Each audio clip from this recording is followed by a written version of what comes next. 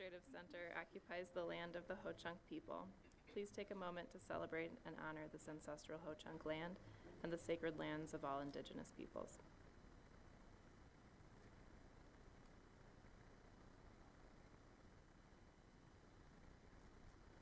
Will the Secretary please call the roll? Ms. Ballard? Here. Ms. Berkedal? Here. Dr. Garcia? Here. Mr. Jackson? Here. Dr. Jimenez? Excused. Mr. Newmeister? I am here. Mr. Korberg? Here. Dr. Sprague? Here. Ms. Sukla?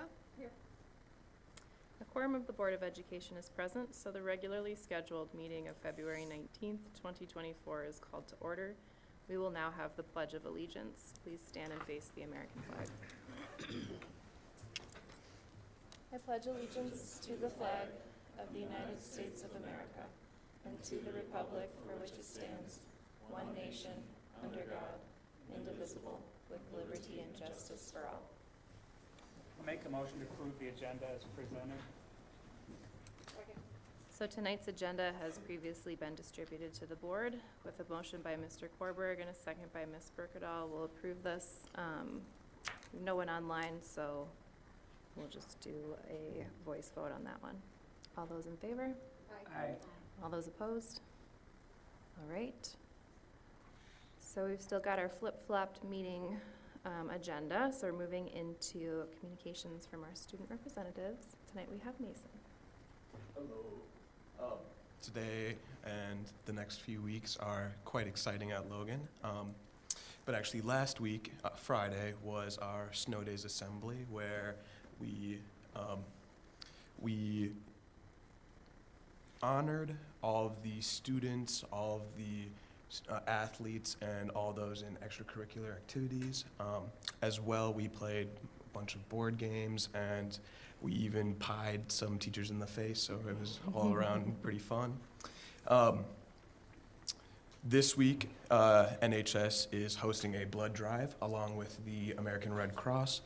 It'll be this Friday the 23rd. If you would like to donate any blood or help out with the event, it would be very much appreciated. As well, for sports, the sort of playoff season is beginning for winter sports. A lot of them are wrapping up soon.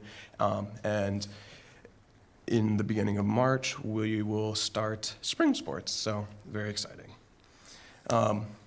As well, like I mentioned last time, the LMC at Logan is showcasing presentations for Black History Month on all sorts of subjects, such as young Black authors and as well as Black comic book authors. So lots of very interesting things, and they will be posted. And finally, very, very important, is the career fair on Thursday, March 22nd, which will host 50 employers, technical colleges, and the military to showcase what they do and give a little insight to students, and some even can apply there. Very cool. Yeah, nice. Thank you so much for sharing. We'll move on to our school showcase. Tonight we're showcasing the Central High School and Logan High School show choirs. And if there are representatives from the show choirs who'd like to come up to the podium. Yeah, as music teachers, we're very used to being on a podium. So I'm Ian Schultz. I'm the choir director at Central. And I'm Adam Cardy. I'm the choir director at Logan High School. And we wanted to come today to share with you all the great stuff that our students are doing in music at our high schools. Show choir is one of those things that sometimes flies under the radar in terms of, and all the other things that are going on in our schools, but we really wanted to just share with you the really amazing things that our students are doing and performing at a really awesome level. So I shouldn't say we prepared a video. My student teacher, who's far better at technology than I, put together a short video instead of having our groups here tonight. And just briefly, Central's show takes place or is all about the Wisconsin State Fair. So we sing an entire song about corn, and we went and competed in Iowa, and they were quite offended that we sang about corn. We sing about a pig race, because at the Wisconsin State Fair, there's pig races and fireworks. So that's our show. So when you see State Fairy things, that's what we're talking about. Yep. And then my show design at Logan is based on the children's novel Alice in Wonderland. So our costuming and theming is all based on that. It originally started as a pretty faithful retelling of the story, but as we worked with arrangers and choreographers, it sort of turned more into a different narrative set in Wonderland. It's a little bit more about Alice going to Wonderland and experiencing all the chaos of Wonderland, but then kind of embracing the things that make you different and sort of owning that. So that's our show. We have the pink and purple dresses and then the green shiny coats. So. And we would show you our entire show, but that would take like 45 minutes, and I don't have time for that because I have rehearsal at 6:30, and you don't have time for that either. So here's a brief 3-minute video. And just so that you know, at Central, I have 28 singer-dancers in the group. I have 27 at Logan. Which is, we are usually one of the smallest groups at a competition that we attend, but still go out and do some pretty awesome things. So enjoy, and then we'll come back up.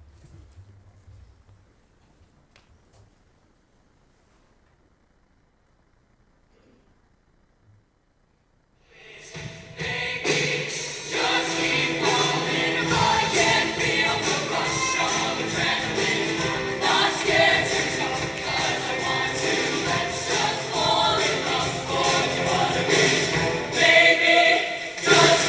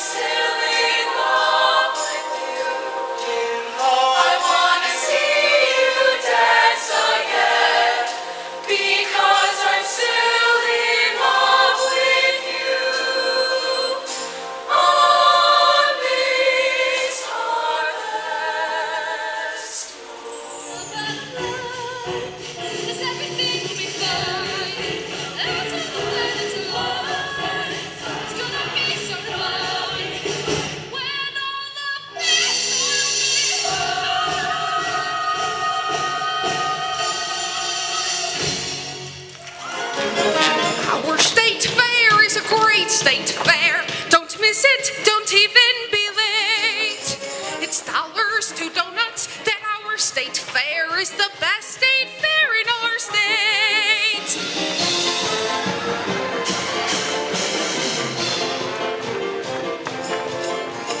Our state fair is a great state fair. Don't miss it, don't even be late. It's dollars to donuts that our state fair is the best state fair in our state. Good embracing, great, finally make the way for all of the colors, all of the light that's coming through. Now when the sun strikes brighter than it used to, all of the daylight won't feel the same without the rain. When every dark night makes a way.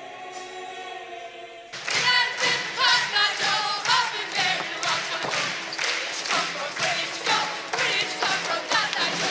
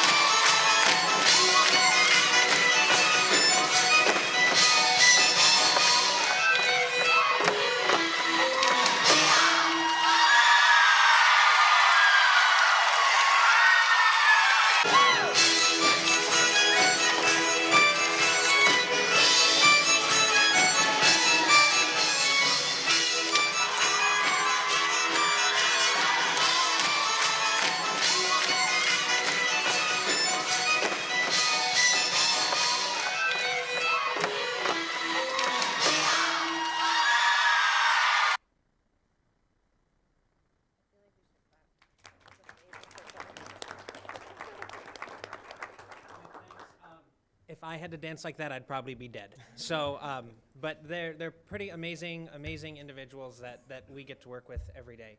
And I hope that you can make it, because a video does not do any justice to anything that they can do.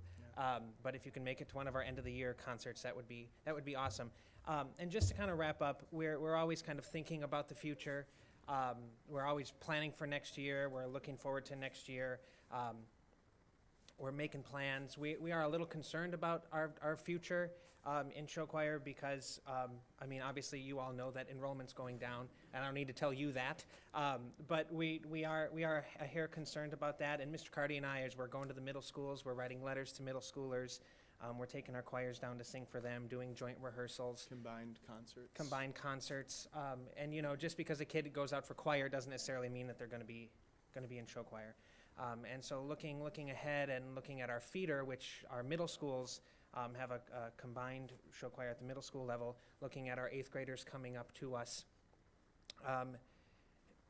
We're not so certain about the future, and we've talked about maybe some ideas of combining or doing other things that might make that happen.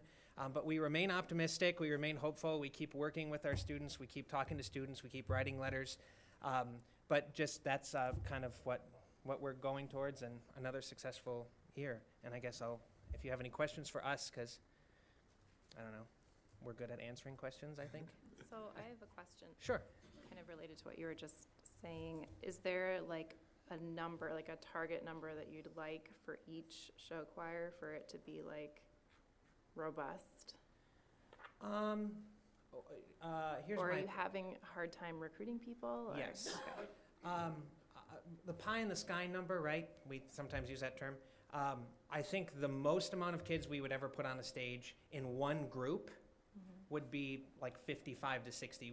We compete against some groups that have 80 kids on the stage, and it's impossible to see them. Kids just get buried. So that would just be an aspect of we want to be able to see everybody. But right now, it's hard to produce the quality that we're getting with anything less than what we have currently. And I know I'm graduating about 9 seniors this year. Another aspect I think about a lot is when we go against other groups, often they have a sort of junior varsity, it's called a prep group. And one of the major benefits of that is those younger students that come into the high school, they get that sort of transitionary group where the kids that we get as freshmen, we throw them immediately into varsity. They're dancing Cotton Eye Joe, Yeah. and you know, they go right into the varsity level. So I think in general, like I would be happy to take as many as we can. Yeah. We usually, Yeah, I yeah. would say an average of the size group we compete against would be roughly 40 to 50 Yeah, and we're both at 28, 27. and 27. Yeah. So is there a magic number? No. Is there a rule on how many you can have to compete? Yes, and that's 15. I've never seen a group of 15, ever. However, I think that our two groups right now are some of the smallest that we see, especially in the area as well.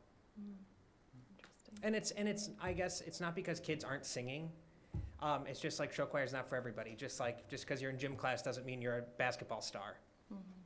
You know. How serious are the conversations about consolidating? Like, are the parents and students aware of those conversations, and what are their thoughts? How serious is it? It's been talked about. I don't think we're in any position to make a decision because I think there's more pieces to that pie. We have talked about it quite a bit on how that might look. We've both talked to our parent board. So each school has their own show choir parent organization, and we've both brought it to those parent organizations, brought it up, said, think about this for a month or two. Let's come back and talk. There's no pressure. What are your ideas? And I think we were surprised at there wasn't a single person against the idea. And I have 12 in my parent organization, and 6 in mine, it's smaller, but yeah. Same thing on the north side. but these are parents that were voted in by our students' families into a position on the board. So for parents, I guess we haven't sent out a survey to all of our parents because we don't want to, create a tornado when we don't need to. But I think that conversation is out there. I also know that students are definitely feeling the strain of, like this, in 2 weeks, we're going up to Totino Grace and competing. And I heard a kid today say, well, Mr. Schultz, we're going to go up against groups of 65 to 70 kids. Well, it doesn't mean you can't do great things. I always say whoever makes the best art is the winner at the end of the day, regardless of the plastic you bring home that just collects dust. But students are aware of it, and I've actually had a couple students, and I think Mr. Carty has as well, of students that have just said, why don't we just do this? Why don't we just combine? Why don't we just co-op with Logan? Why don't we just co-op with Central? And then we don't have to worry about this. And well, how do you respond to a kid? Well, there's more to it than just that. But I think kids I think are on board if the idea was presented to them. My daughter's in Central Show Choir, and I'm surprised to hear you say that the parents are on board with the consolidation, because I've been secretly thinking that for the last 2 years, like, y'all need to consolidate because there's just not enough kids anymore. And if you had the ability to have a varsity and a junior varsity, you could put the top kids in your varsity and have a feeder group right into that. And right now, for the parents, it is so much work for the parent groups to raise the money needed to support, like Central's budget, $75,000, $80,000 a year. And that's because they try to keep it affordable for the kids, but it's so much work for the parents. But if they could work together on that, and I'm not on the parent board because it's a lot of work.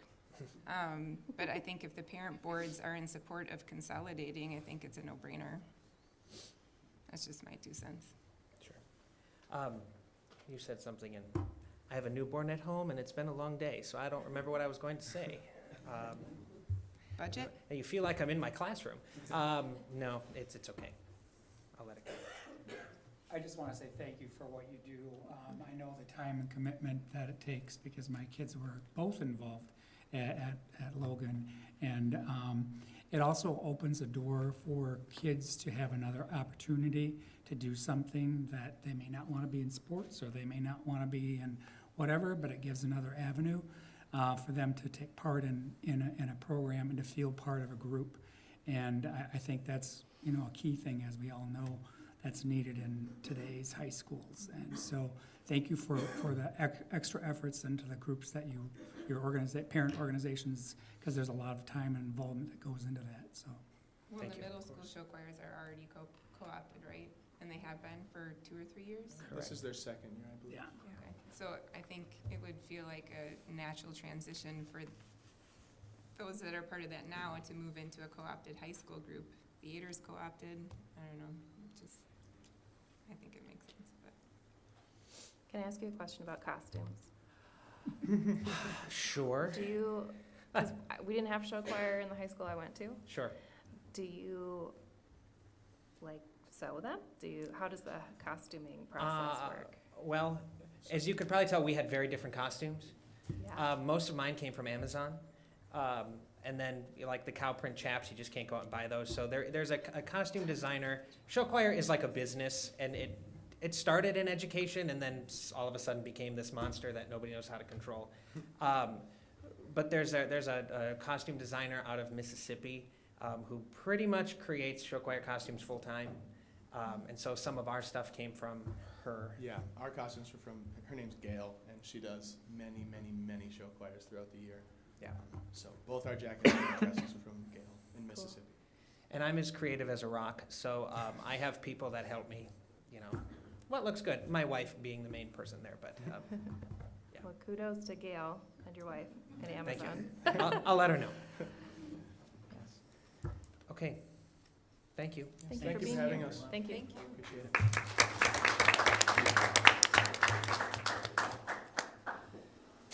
Alrighty. We will move on to the strategic planning portion of our meeting. And you'll notice on the agenda, we have strategic planning as an item that we aren't voting on, and then a matters reserved for board action where we can vote tonight. So I wanted to separate out the discussion because there was more information given to board members from the administration, Dr. Engel. But I didn't want to try to force a motion to open up discussion if it wasn't the motion that people wanted, you know? So this should help us decide what we're gonna do.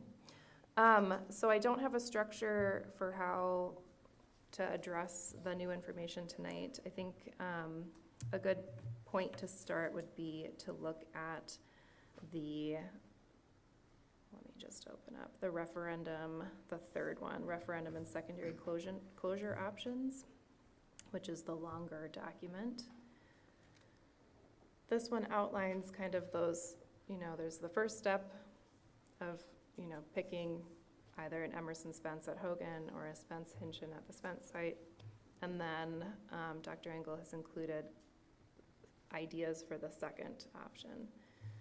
So those second options might help board members choose the preferred first option. Tonight, if we got to the point where we were able to vote on the first option, I feel like that would be a success. So don't feel like necessarily beholden to choosing. Are we having public hearings in March? Ms. Steigerwald sent out a survey with dates requesting information. We have a community, the new thing, like a community engagement open to all. I have to connect about the feedback that we've gotten from board members on availability, but that would be in March. At this point, it just would be not defined and like discussing specific topics. It would be more of an opportunity for community members to come and share thoughts, concerns, ideas, and for us to share kind of what we've been working on. The reason I ask is if we make any decisions prior to that, I feel like we're missing an opportunity. That's the reason I'm kind of just pausing on that. Because I think these are huge decisions, and we want to make decisions that the community can support. And so that's why I'm just pausing on that, so. Okay. Are there comments from other board members related to that idea of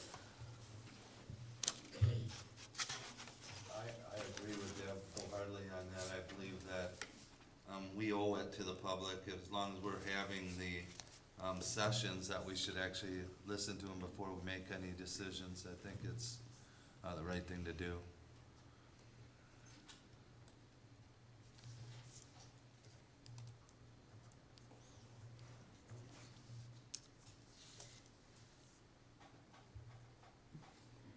That doesn't forego the work we still need to be looking at options and looking at how do we make the budget work out and those kinds of things. I think we still have work to do, but I think in terms of making some final decisions, again, because this is a referendum, the community's voting on it, so we want to put something out there that the community can support.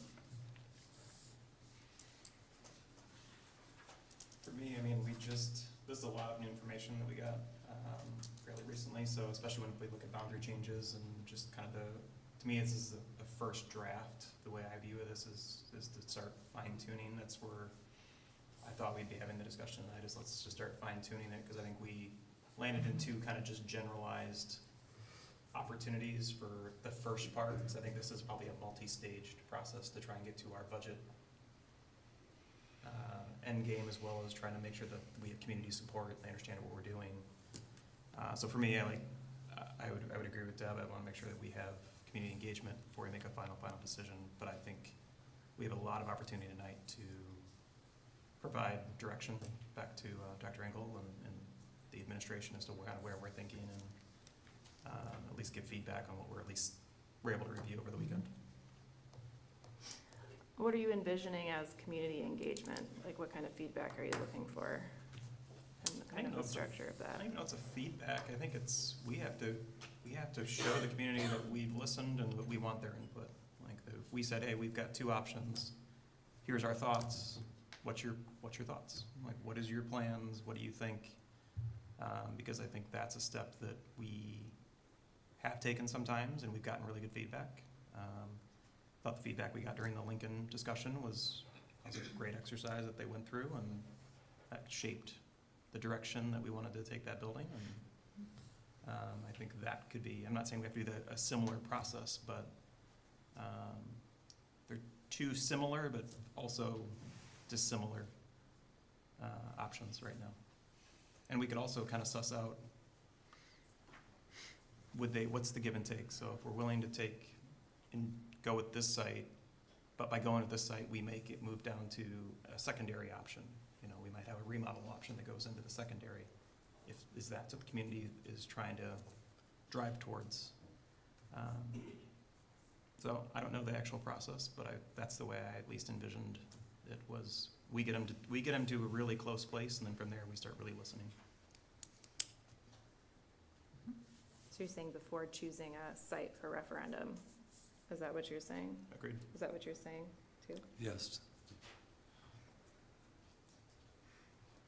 I guess I have concerns about the time frame, and so we have had a variety of opportunities for the community to speak to us. I know that these are like new iterations of consolidations that maybe weren't part of those initial ones, but I worry from a scheduling perspective about time, to be totally honest. I think we're at the end of February.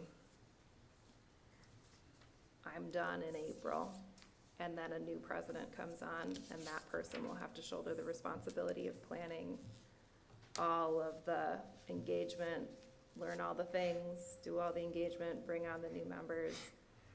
I'm not saying that it's like a bad idea to receive community feedback and engagement about this, but I do worry about this like weird liminal space that we're in, where 3 board members are coming off, 3 are coming on, and in terms of like giving, you know, true and like decent time to the issue, like what does that look like?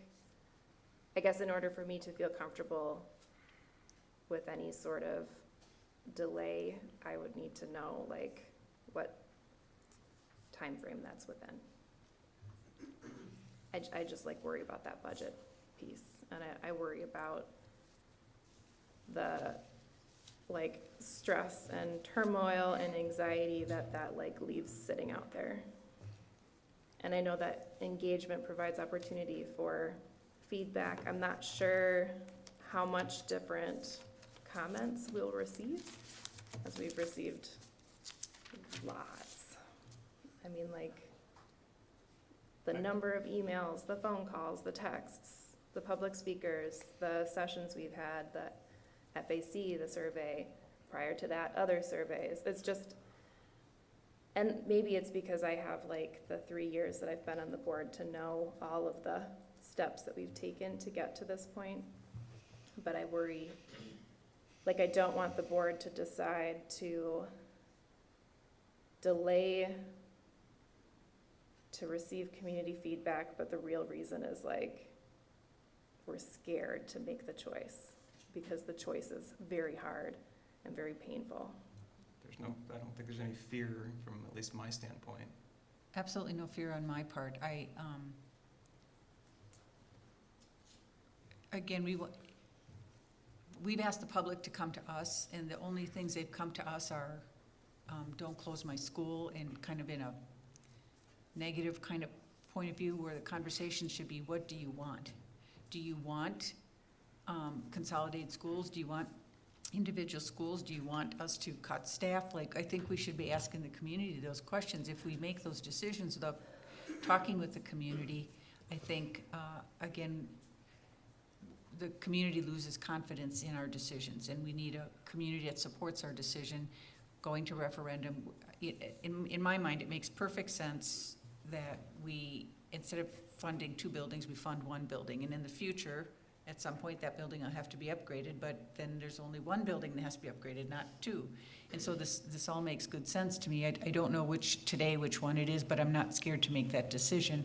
But this is, again, there's 2 ways you could look at referendums. You throw it out there and either they say up or down. But I think right now, the climate in our community is they have some lack of trust with the district, and we want to improve that. And so how do we improve that? We go to them and we say, what do you want? We don't just say, come to us, and because you're fearful something might happen to you. I think it's a different kind of conversation than we've been having with the public. I've been rambling. Somebody else should talk. Sorry, I'm just getting a drink. Go ahead. Obviously, this decision isn't something any of us wants to make. It's difficult on all levels, and it's gonna hurt people, and it's gonna affect a lot of people.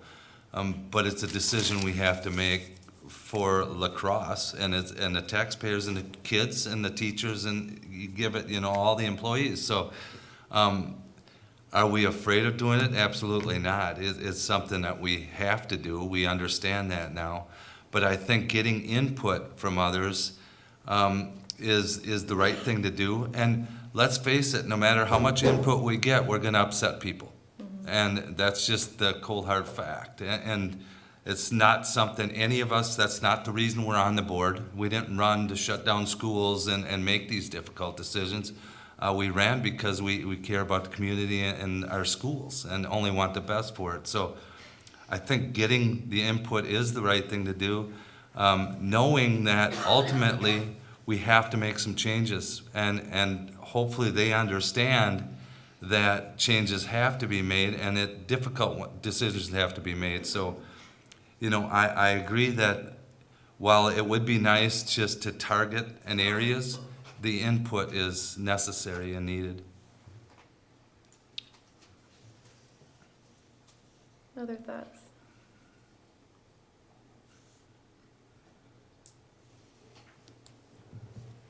I feel like I'm gearing up for something, but I don't quite know what. I'm also a little wary of further delay. For many of the same reasons that I think, Scott, like you're saying, when we're here to make those decisions, we've been receiving a ton of feedback for a long time, and we have been hashing this out in public forums for a long time and putting this information out there. I understand our job.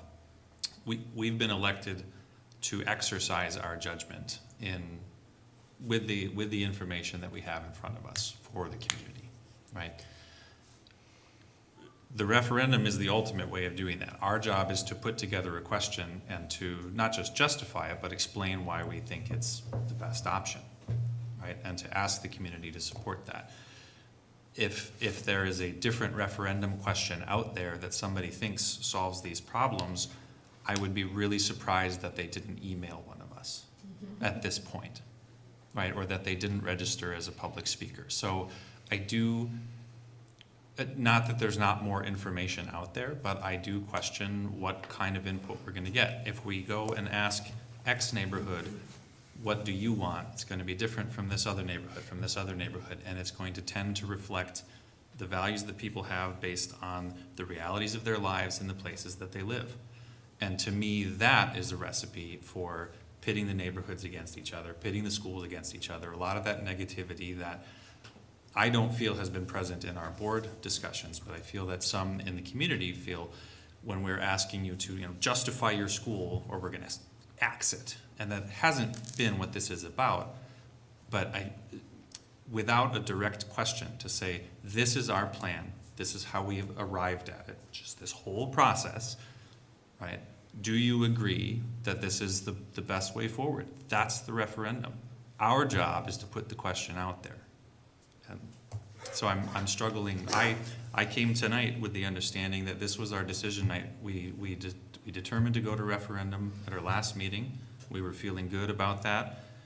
Our options are still in front of us. We have to hash out among us what combination of levers we want to pull to try to do the best thing. As you said, we're not gonna make everybody happy. That's never been one of the options. If there was a make everybody happy option, we probably would have just voted for that on the first night, right? So that's where I'm at, and I guess I'm struggling a little bit there, so. I think I'm struggling with the detail, right? Because what we put out, and I agree with you, Trevor, I think we have to send a plan and defend that plan, whatever that plan is, which is where my hesitation and I don't know if I'm looking for feedback, but I'm looking to be able to go out and confidently say, here's option A, here's option B, we've thought about every point of this, so we can all say, boundaries are gonna be this is why we're making these decisions, this is the pros of this is the cons of this is the pros of this is the cons of this. Because to me, that's what we have to go out and talk and sell, right? And make sure the community gets around this, because I think that takes the negativity out of the conversation, where we're actually out having positive conversations around something versus, I'm gonna close this, or I'm gonna do this. And I think we're arriving at the same point that we've talked about for the last couple months of we want this to be a positive conversation. So my hesitation isn't, I already know what I would like to do. But in I have grandiose visions, as you've heard and seen throughout this whole process. But what I'm struggling with is I want to make sure when we take the product out and ask the question, we thought it through, thoroughly thought it through. So my trepidation is not fear. My trepidation is I want to make sure we have everything lined up and we've agreed upon what those two options are, and we know, and we've kind of sussed out all of the issues. I keep using the word suss tonight. I don't know why. So I'll happily take whatever direction you want. I'll happily shut up for a while too, so we can work. But Ms. Bergedal, you were about to say something. Do you have? You don't have to share if you don't. My thoughts are all across the board. I mean, listening to you talk, that sounds more like what is needed is maybe more conversation at the board level, opportunity to ask more questions about the data that was provided over the weekend. At this point, we've received an incredible amount of feedback and commentary from the community. The facility advisory committee's work was successful at putting a ton of data into the hands of the community, which we've seen with every single person that has presented to the board. I think there's broad awareness of what the challenges are, and delaying the decision that the community, when they elected us, they entrusted us to make these decisions on their behalf. We need to do our job. And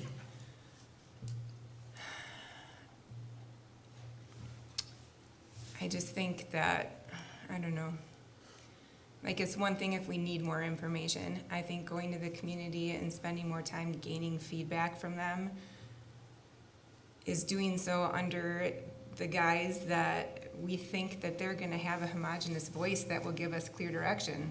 They won't. They will not. We'll see a lot more of what we have already, especially on the heels of the Facility Advisory Committee's recommendation, when we saw people coming in droves to our meetings and pitting their one school against the other, kids presenting at the microphone. Like, it was a lot. It was a lot, and I think we'll see more of that and still not a clear direction forward. If we need more data, we need to ask for it. I don't think that will come from the community. I think it's also hard, because there is so much information to consider. You want to receive feedback on the best path forward, knowing that the feedback you're receiving has like consumed the information and like understands the complexities of the problem. I think it's hard, you know, and part of the reason that FAC took so long to work through their process was because they had to be taken from like point A all the way through all of this enrollment data, all of this facilities information, all this budget stuff, in order to like get to the point of being lay community members who could make a recommendation.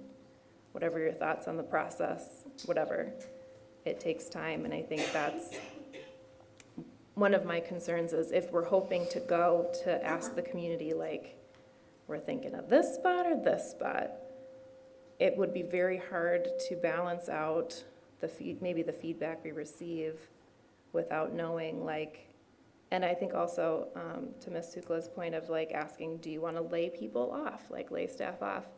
We may not have an informed response to that, and I would hope our community would say no. That's largely what the board has said. So those are kind of my reservations, not only that we've done a lot of work to get to this point. I guess I would agree that if the board needs more information, we can receive that. I do just wonder a little bit about like the format of a community session. Who would be invited? How would you include all neighborhoods and all groups across the entire community to make sure every voice was represented and that we came to a decision? Because I think in any of those processes, there will always be flaws and complaints about who's heard and who's not, and who could participate and who couldn't, so.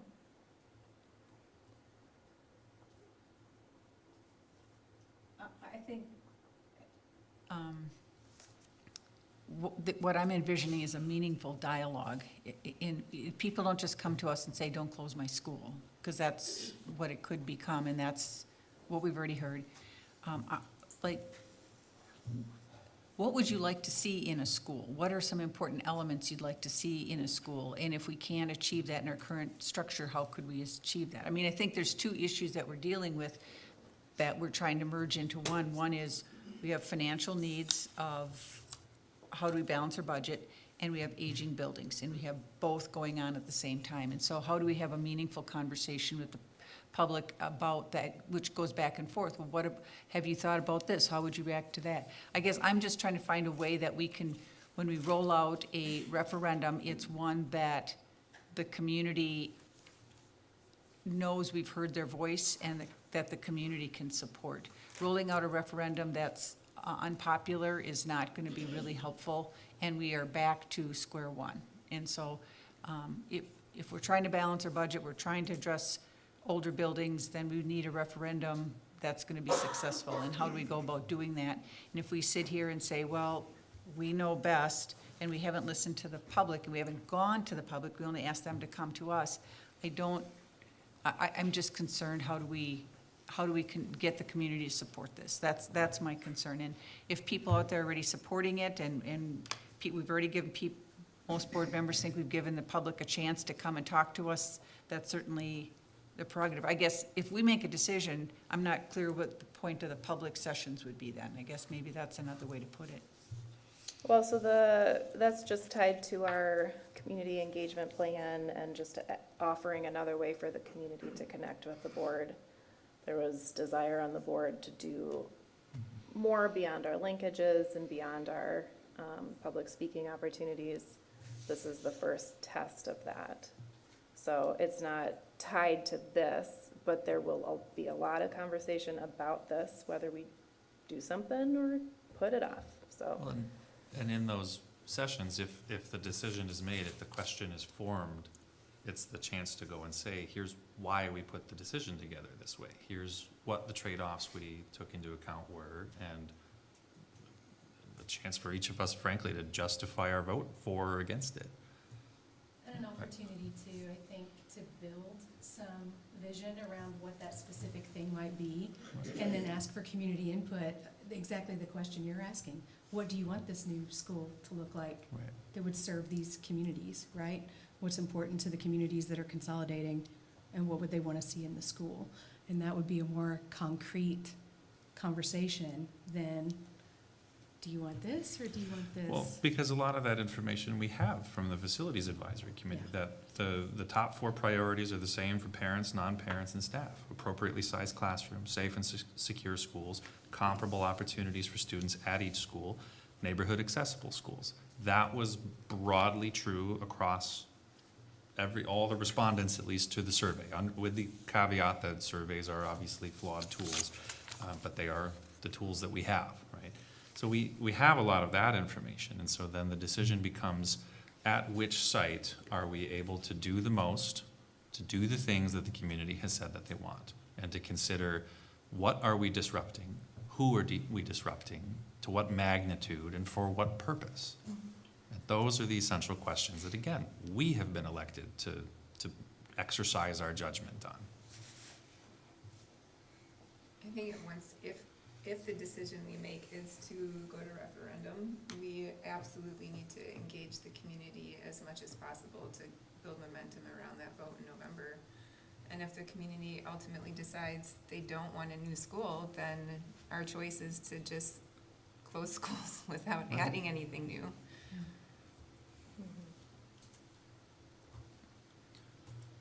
Because if I'm understanding the referendum process correctly, Jeff, I don't think we get option A and option B that are the 2 ways of doing things that we might want them. It's option A, or we're back to square one and we have another year to pose another referendum question. But in that time,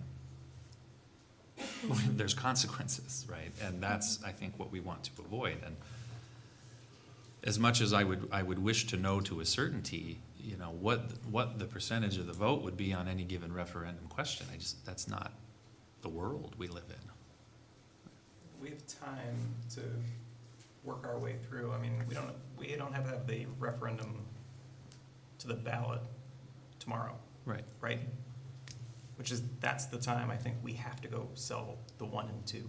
Okay, I may have been misunderstanding what Yeah. you were asking. No, we have to go tell, again, I'm not asking for more time. I can make a decision tonight as to what we want to do. And I think right now we're talking about a lot of theories. So we either need to call the question and actually take votes on things, or start discussing the information that we got from the administration.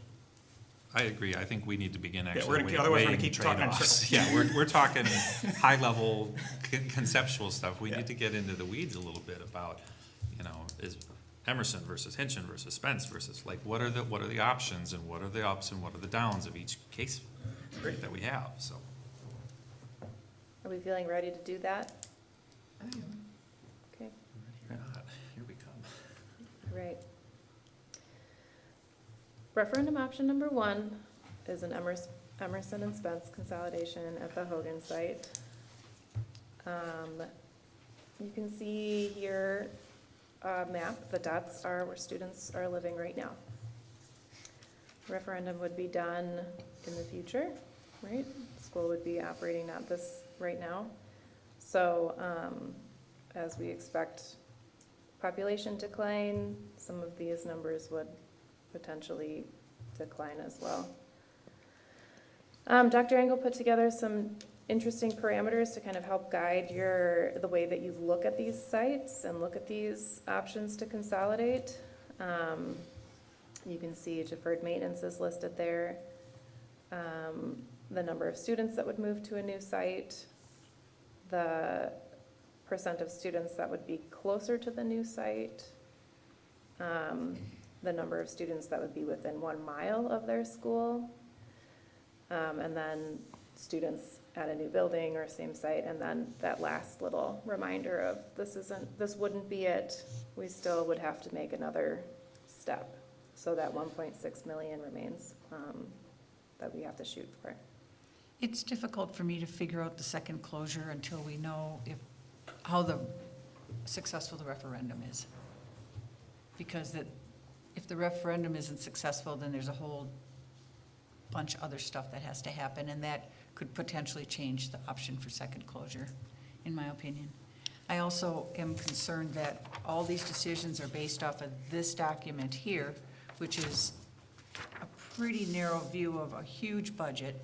And in this, we're assuming our student population declines by 10%, but our staff remains exactly the same. And that seems, I think, out of sync with what the public would expect. So I think fine-tuning these numbers would be helpful, and then I understand, because in my opinion, I have some concern about these numbers. What I don't have concern about is we got old buildings that need improvement and need replacing. And that's why I'm confident in making a decision about a referendum. It's a second closure that makes it more confusing to me because, again, we have to know how successful a referendum is, and we've got to have sharper numbers here. I would just offer up that in the course of action development, one of the assumptions was that we would reduce our budget by at least $250,000 a year. So over the course of that 5 years, that's $1.25 million. If you're just taking that out of teachers, it's about 30 or so certified staff, which would represent somewhere around a 5% reduction, which is the eternal challenge of declining enrollment. Your revenues decrease faster than your ability to flexibly manage staffing, and so that's one of the needs for consolidation of buildings. So there's something built in there in the course of action development, and we can certainly update that document if the board wishes. Our plan is to come March 4th with updated budget picture and big rocks for the school board, as we outlined in our timeline, once we knew what the board's kind of preliminary decisions were. And so we'll definitely have some more information at that time. And that 250,000 is attrition and retirements, right? That is our goal. Right. I thought I remembered seeing that in that. If the referendum is passed, I think all 3 schools would be, the whole thing, we would just have to start over.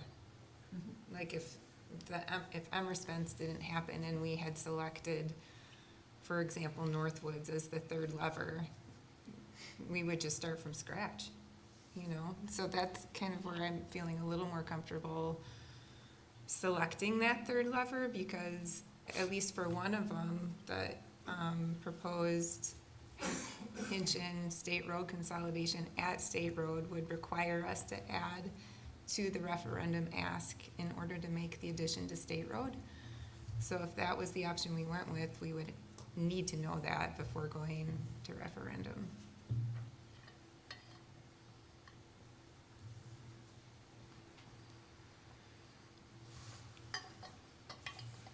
I have a question. Is it okay, did you want to go through these one by one? No. Okay. Honestly, I did not know what to expect. I did not know if board members would be ready to vote, so conversation is good just to get information and clarity on where people are going. So I noticed on page 5, the referendum number 1 and closed summit option. That would put north side over capacity. With the anticipated declining enrollment, that would come down probably 50, 60 kids in that period of time. So these are numbers based on this today. year? Okay. Yep. And then another question is, there's an asterisk by Hamilton, but I can't find I comment forgot related to to that? make a comment related to that. It's Hamilton in that building, but it's a different attendance boundary significantly than is currently constituted, whereas most of the others are pretty much the same unless they're indicated otherwise. Like, in that same document, it's Emerson and Spence are kind of coming together at a new site, North Side and Summit. It's obvious what's going on there. With Hamilton, if you go back up to the first page, that Hamilton boundary looks a lot different than our current Hamilton boundary did. And so I just wanted to indicate that it's different in some way. Is it still Hamilton Soda or just? Still Hamilton Soda. Okay, Yep. thank you. And then the last thing, just something I noticed, I went on each page and totaled up the total number of busing eligible kids for each option.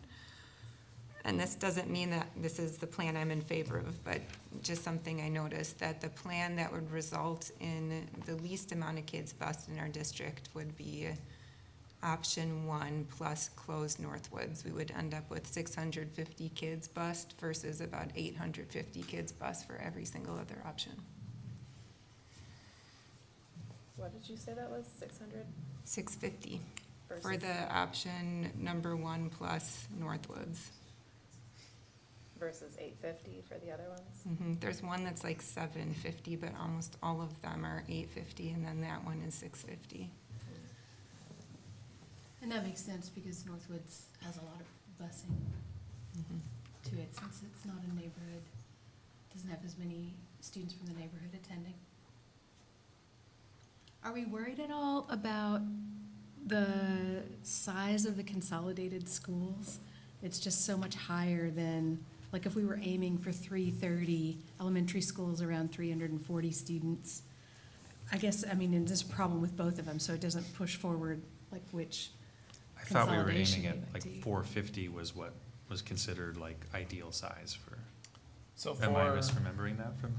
it's about 400 students, give or take, is what an ideal elementary school would be for the number of sections that would lead to full-time special staff. And so that's kind of one of the most efficient sizes. You can add in a track, like one classroom of first, second, third, fourth, fifth, when you get up to about 550. And so that's what Northside was built for, is that 550 mark. And that's another efficient size. You know, there's kind of like steps based on how many tracks you intend to have in them. So this doesn't include 4K numbers as well, you know, so that's something that would be a classroom or two there are involved in that as well. But this is kindergarten through fifth numbers. So with kindergarten through fifth, your target's somewhere around 400 students. 380, 350, kind of it's flexible depending on class size.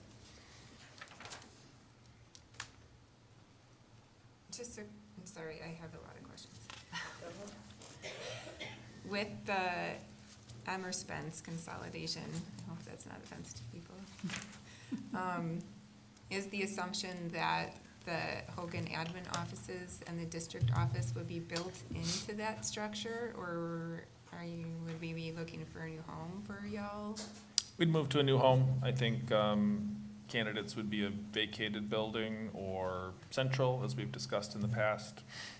There would be options elsewhere. I would not include in a referendum administrative offices. I don't think that would be a selling point for a successful referendum.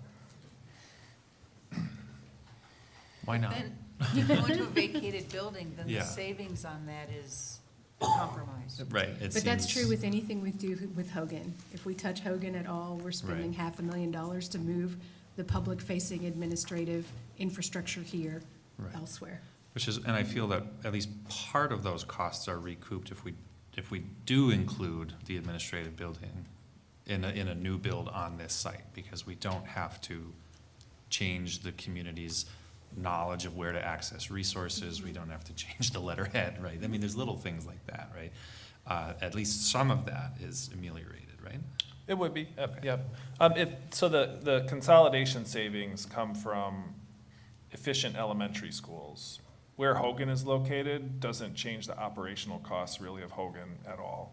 There's just the cost of moving and renovating a space to meet the community's needs. Where it's located is not factored into any of these cost savings. So a minor remodel at Central would accommodate that.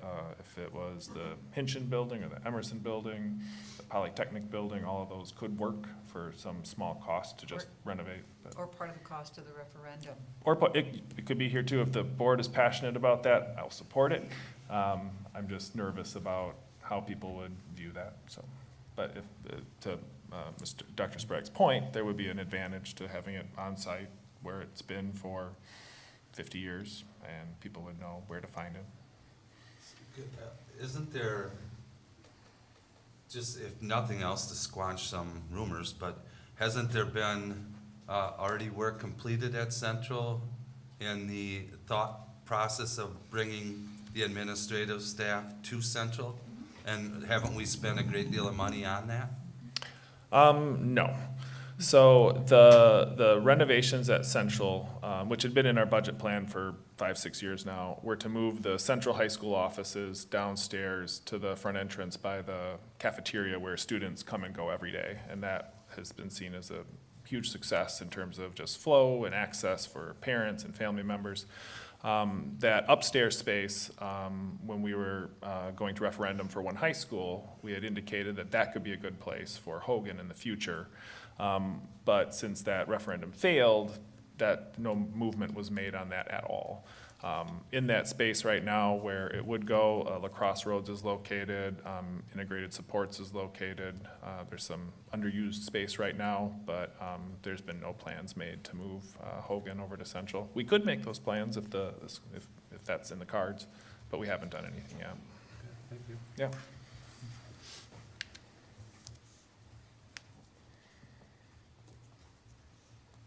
All right, I have a text from Ms. Steigerwald. Dr. Jimenez is online. So Dr. Jimenez, if you have any, we're just looking through some of the strategic planning documents. I think we clicked on the third one listed in the agenda.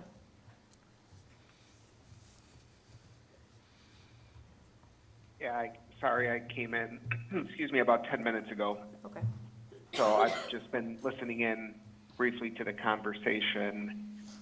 I did hear the Emerson Spence option being referenced in the conversation, and that's, to me, I think, the best option for us to proceed forward with. The challenge, obviously, is what's the next piece of that. So I've been hemming and hawing as to where to go. So curious to hear other people's perspectives, and this has been a good conversation so far.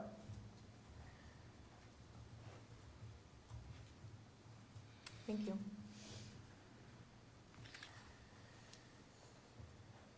Other comments about the Emerson Spence option 1? I mean, I've heard some concerns from the UWL education community. They like being able to, especially like the adaptive PE programs, like to be able to go walk over to Emerson and have that kind of collaboration with elementary schools there. There is some sense of like the way Emerson uses Myrick Park and the way it uses or cooperates or collaborates with UWL is special, apart from just being like a strong neighborhood school. I don't know if that it's not a deal breaker for me, I'm not saying that, but the two things that I've gotten feedback on since our last meeting are, oh, you're kicking the can down the road, great.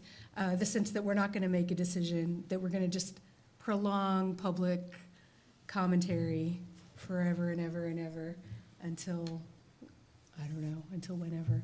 But, and that there's some collaboration with UWL that would be missed. I'm not sure that that can be rebuilt, but it is awfully convenient for them to go over to Mitchell Hall or to take students and walk them across to Mitchell Hall to do, especially the adaptive PE and PE programs. I think a couple other things with that combination, that we mix in the north, the feeder schools to our high schools, to our middle schools and high schools. Then we're mixing kids again, and not saying that that's bad, but I mean, a lot of people don't like that, and that was kind of the reason, one of the reasons of closing Lincoln. We were able to have feeder elementary schools into feeder middle schools, into feeder high schools. So that's a thing. That's one of the points. I think this property would be a great one to abandon. We've got an old building that's gonna, if we keep the building, I mean, I know we'd build a new one, but I mean, we've got $5.5 million of building here. We've got $2.5 million that needs to be done in the next 2 years for a boiler if we keep this property.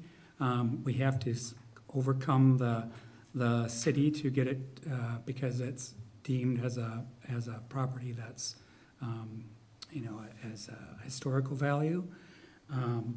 And I just think it would be, it's a smaller property size. Summit would be a much better site for a new facility, elementary facility. It's got a lot more property and better sized. Summit or Spence? I'm sorry, Spence. I Spence, said okay. Summit. I've got the S words. A whole new option. Moving that field goal forward. Almost 8 o'clock. So I just think Summit would be a better site. I mean, Spence would be a better site than this property. And I also think we need, if we're going to close schools, we need to get rid of the property. We can't be hanging on to property and hanging on to old buildings and putting administration in it, because that's what we got with this building, and look what we're doing. Here we are 20, 30 years after it was put here, and we're still here. And I think, you know, there are other opportunities for buildings where administration could go. And I don't, you know, I know some of those have to have to be kept together, some of the offices too. But those are some of my thoughts as far as the along with what Dr. Garcia mentioned. Thank you. I just want to point out one common misconception about Emerson that several people have emailed us about as well, with their concerns with consolidation at the Hogan site with Spence, being that they would then split to go to different middle and high schools. Emerson already splits to go to different middle school and high schools, and in a much worse split, because it's like a small handful of kids go to Logan or Longfellow and Central and leave all of their friends with very few to bring with them, and the rest of them go to Logan. So that's already a situation at that school. And this, at least you'd be split, but you'd be bringing 250 kids with you that are friends, or 225, I don't know, someone else do math, but. A bunch of them, yeah. I do think, not to just keep like bringing up visions and visions and visions of things that are way into the future or whatever, but like, one of the things I like about the idea of Emerson and Spence at Hogan is that maybe a middle school could be built at the Spence site, like kind of what you were mentioning, but not like an add-on, just like a replacement for Longfellow could be built at Spence. It's like 0.8 miles away, and it could be built without disturbing or moving around those students. And I know that there are maintenance costs with the middle schools, even though we've dropped some of that. That does seem like a path that would be worth at least pricing out and thinking about. Yeah, I think that Emerson Spence on paper looks the best to me. The part I'm worried about is the referendum passing.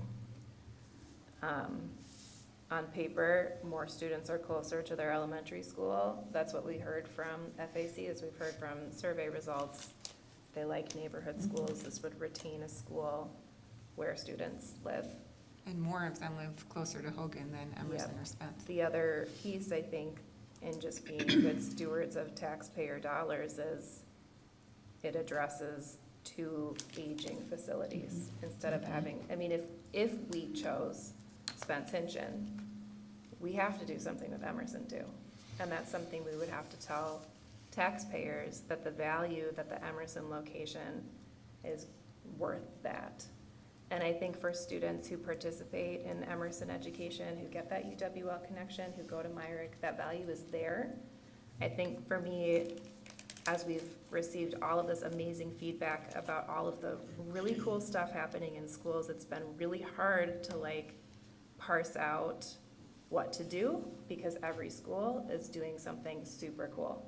every school has some unique piece that you can't replace in a different site. And so when I look at the on-paper information I have in front of me, this is the option that I gravitate towards. It leaves a lot more options for the board to choose the second school. There's consolidation options still on the south side, there's consolidation options on the north side. So for those coming on after the three of us leave, there's room to see, how did this go? You know, if it passed, how did all the dust settle? And then choose like where populations are trending, what that next step is. My fear is that if it passes, because I believe a Spence-Hinchin combination would pass at the Spence site. I agree. This one, I really want it to, and I would like to, I feel like a little burned. I would like to believe it would. And I would like to believe that our community could come around building, you know, we have this north side school that has been a great success. It's beautiful. When I do outreach events at Northside, it's amazing to walk through those halls, to go in the classrooms. There's so much beautiful natural light. They've made use of the courtyard. They have the amazing outside space right across from the library. I mean, there's so much about it that is so perfect. It would be, in my perspective, like really wonderful to replicate that for Southside schools. So there is a loss in the transition to a new site, but maybe through this process, the communities could come together and like design the school, say what they want out of the space. Is it a green school? Does it have a cool theater? Like that's where like the hopeful part of me Like wants on to the see north that side, go. one of the big issues was Roosevelt going to the Franklin site. You gotta cross a really busy street getting all those kids over. So the conversation at the time was then, how do we address that? Not, let's stop it because that's a concern. The community conversation, that again, in meaningful dialogue with the community, going to them, was help us figure out some ways that we can resolve this and still get you a new school versus that's a problem, so we all have to stop. Well, and the thing I was going to add to what Ms. Ballman said is that the reason every school has such great opportunities is because this community shows up at every school. And I would like to think that the UWL community, we would show up at Hogan. You know, we'd figure that out. And that's sort of to your point too, like if we come up with the wording of what we want to do, then we would have all this time to plan between now and the voting of the referendum to address all those concerns. I think that's what the community meetings would be for. I have many of the concerns that you have as far as it looking good on paper, but getting it passed. I think we were burned by that in our previous referendum, and I don't want a repeat of it. I think, I'm sorry. I'm afraid of that's what it would be. I believe that it's not popular. Again, you know, when apparently Emerson starts, a fire out in the community, especially that's a strong neighborhood. We all know it. Believe me, my time on the city council, I've had my battles with it. So I understand it, and God bless them because they're driven and they love their school and their community school. But again, the school itself has had a long history, but it's lived its useful life, and we're gonna have to do something, whether it's part of it or not. That school's in some deep trouble. It's just the facility itself has aged, and it's aged a long time, but it's at its life plus. And I know just by talking to others and former board members, Emerson has been on the ticket to close for many, many years, but they've always been afraid of the community there. And because it's a strong knit community. And again, that is a great thing to have, but we're hopefully building a brand new school for this community. And believe me, we lived it on the north side. First Jefferson closed down, and that was terrible enough. And then Roosevelt closed down, but they built a brand new school. And I will tell you that I haven't heard one negative about that school, and its beauty of it, and the ability to offer things that they weren't able to at the other schools in that new school is astonishing. And that's what I'm hopeful that people understand. While nobody wants to lose their school, you know, their neighborhood school, we can't keep them all open, and sooner or later, the one that's in the worst shape, or the ones that are in the worst shape, we can't nickel and dime it. We cannot just spend, you know, a little bit of money trying to keep it going year after year. Sooner or later, we have to make that difficult decision to close it. So, and whether it's this one or any of the other ones, it's just the facts. I was surprised to hear too that the Hogan site is an acre bigger than the North Side site. That blew my mind. Yeah, it's amazing, isn't it? Totally blew my mind. Yeah. There's that one property on the north side that they couldn't buy. Yeah. And then when they could buy it, they weren't gonna pay for what that they wanted. Oh, we had a lot of conversations. They bought two of my family's houses, so. It Thanks for was so small. Franklin, footprint was small at one time, but they bought, eventually, through the years, purchased the whole side of the block to continue it, so. What are you leaning toward, Trevor? Well, I mean, I really agree, Scott, with a lot of what you were saying. I think about, you know, holding on to a particular building and one that has this history and everything. My concern with Emerson as a site overall has been a couple of different factors. That it is one of the largest, densest residential neighborhoods, right? So there is a political question around that, around making sure that we are representing that part of the community as fairly and in our dealings as we can. We would be foolish, as Brad points out, I think, to ignore the power of a voting block, right? At the same time, in my conversations with families and individuals who are part of that neighborhood, my old neighbors in many cases, I moved from that neighborhood, it's a mixed bag of, honestly, of folks who are kind of understanding that it's not this site. What's important about Emerson is that it anchors the Grandview Emerson neighborhood. And I believe that a beautiful new school, right, with great resources could continue to do that on this site. Katie, when you called me out there, what I was actually looking at was the number of students changing to a new site listed for option 1 and option 2. And it is a significant difference for the number that would be moving to a new site with Emerson Spence and Hinchin versus Spence. It's like 300 odd students, right?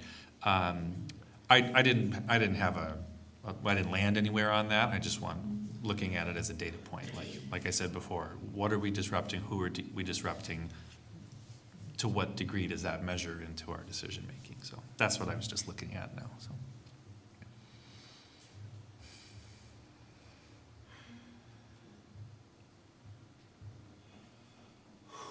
Yeah, dang.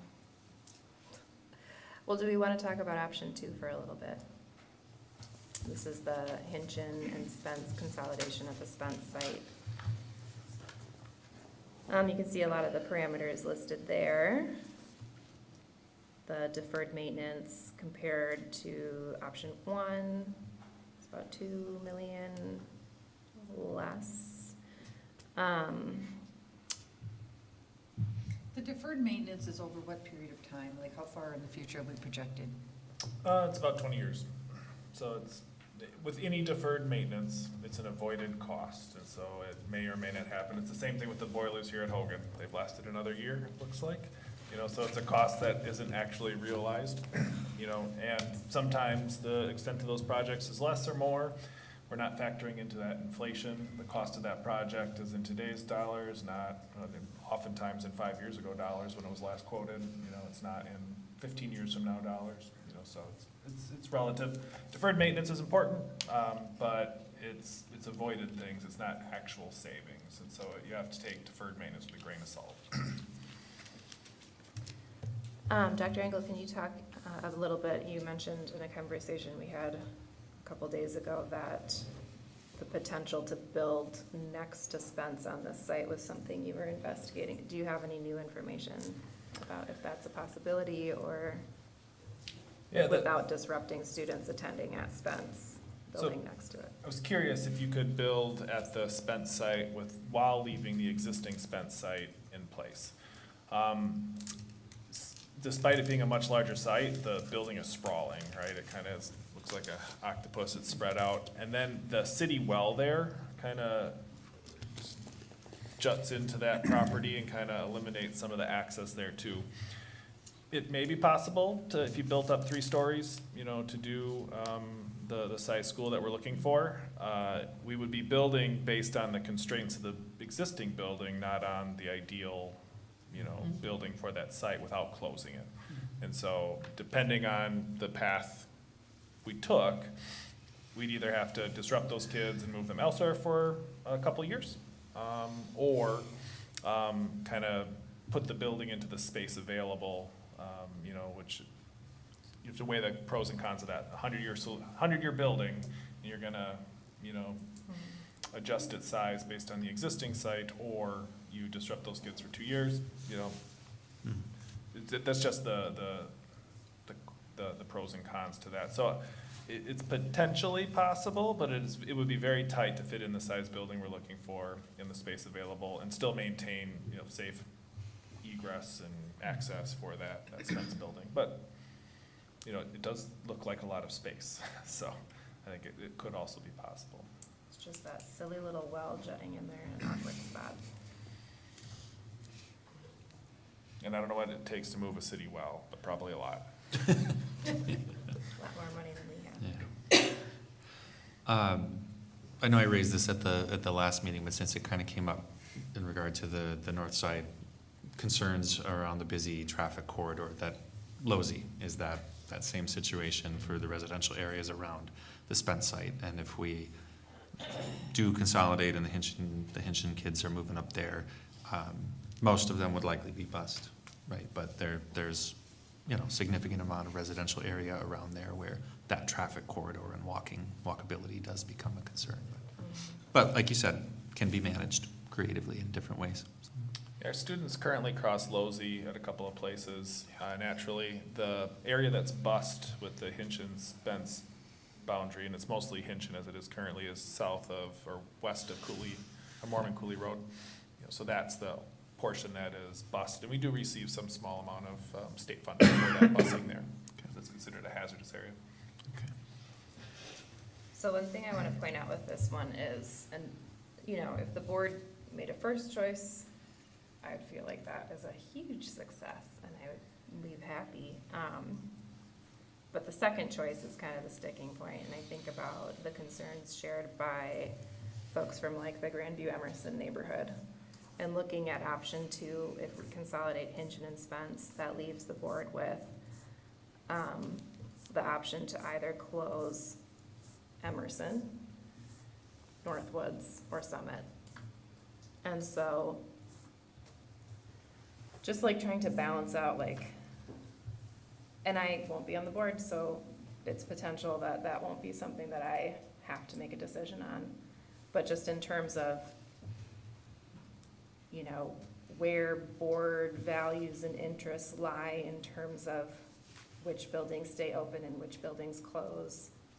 There's a possibility that if the future board favors closing Emerson to save money, and we've chosen the Spence Hinchin site, we are potentially choosing an option that the Grandview Emerson neighborhood has spoken to us pretty clearly, saying they do not support, that they would not want to go north to Northwoods.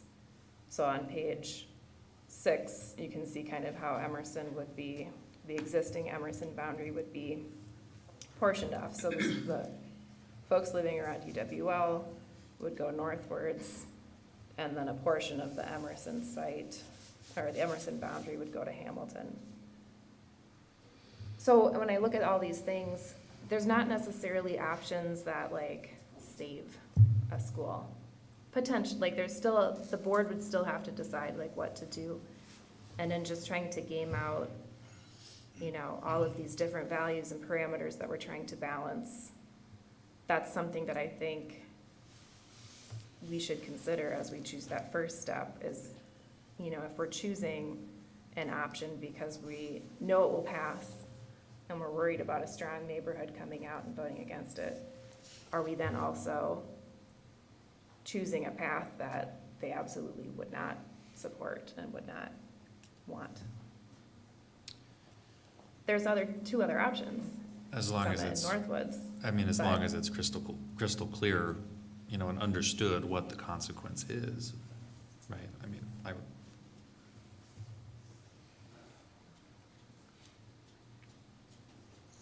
didn't have anything with that, so Yeah, don't wait no, for me. and I know, and it's hard. I think if we could come to a first point, that would help identify those like second steps. All of these what ifs is kind of hard to manage, but like I think in considering those first steps, whether it's option 1 or option 2, seeing what the next steps would be kind of dictates for me, like what makes the most sense. And that's why when I look at that option 1, I feel like that leaves the board and so it leaves many neighborhoods intact, and it leaves the board with many more options to go with. And again, like if we don't make that choice as a board now, that's something that you all will have to decide, and that gives you more flexibility to address. But, yeah.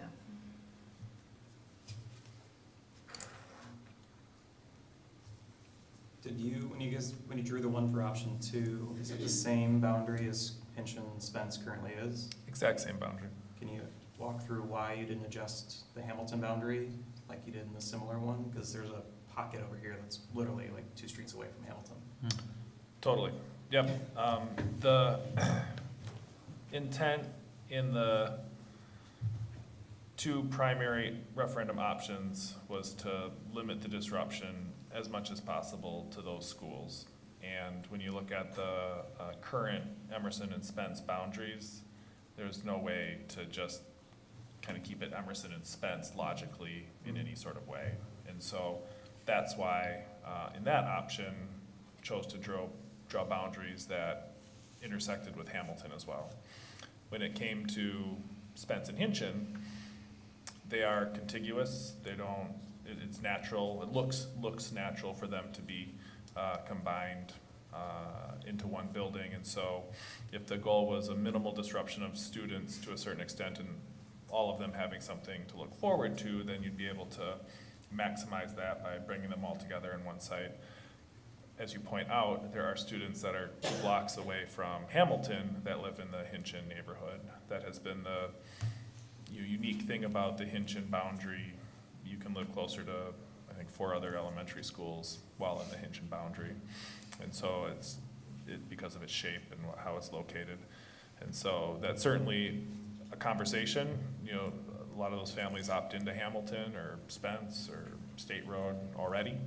You know, what does it look like to be closer to those buildings? You know, if that's something the board wants to pursue. The goal here was simply to minimize disruption in terms of where their new school would be relative to the current boundary, but certainly an option. Okay. I'm just, usually take the data set as a whole, one of the parameters was closest to, Yep, which ones are closest to the schools? totally. This would skew the numbers. It skews That's it, why sure. I want to talk my way through it, because if you look at what's logical, because one of the things that came out of the FAC was they wanted schools close to where they lived. If you look at the, Or we're going to redraw any of these, I just want to make sure we're keeping all of those pieces in mind. if you look at page 3, the referendum number 1 and Hinchin plus State Road kind of shows what you're talking about there. That yellow portion that's detached from Hinchin and goes up to Hamilton looks more logical, closer physically, may be desirable by those families. Nick, we could potentially address, we know they have the 2 islands, we know there's that little foot on the bottom of the Emerson neighborhood, so if we're gonna be redrawing, let's redraw to whatever the community's asking for and whatever we think is the right way to do it from an operational standpoint. Yeah, these were sketches to get an idea. They're not the final boundaries, as you point out. You know, there's a point with the Spence boundary where it crosses Losey, and the same thing for Emerson in places where it doesn't. You know, and there could be, you know, different communities kept together or separated based on the board's desires, and there could be a more dramatic redrawing that takes place over time. I just want to make sure everybody was aware that we redrew the other one, so if you're looking at the data set, there are two different ways of drawing the data set out, so to me, Hinch and Spence makes the most sense. It's the biggest site. It's the one that allows us the opportunity to, my biggest concern with the Emerson Spence is the site, this site here. You got the building, you've got the size, you've got its proximity to the neighborhood. I mean, just the traffic flow you're gonna have come in, and the potential size of students, because again, we redrew it so we're in the kind of that 550 or under. But if you went 1 for 1, we were well over that when we looked at it, which was why we, you know, Dr. Engel redrew and kind of like got himself to there. So I just look at it from a pure logistics. I understand what you're saying about the Emerson, just, it's an old building. What do we do with it? It's that weird one where it's a north side feeder school, but it's not really on the north side, because, you know, where the break is on the causeways. So there's no good solution. I don't think the solution here is a great solution. I don't think leaving it's a great solution. I don't know what that is, but from just a pure building standpoint, this is the better site. And I understand that there's some opportunities for a middle school if we do pass the Hogan option, but to me, the Spence Hinchin is by far the better building site. I think if I may, I think I agree that it probably is better building set. I guess my theory was that number one at least gave the opportunity for Emerson to be part of a brand new school.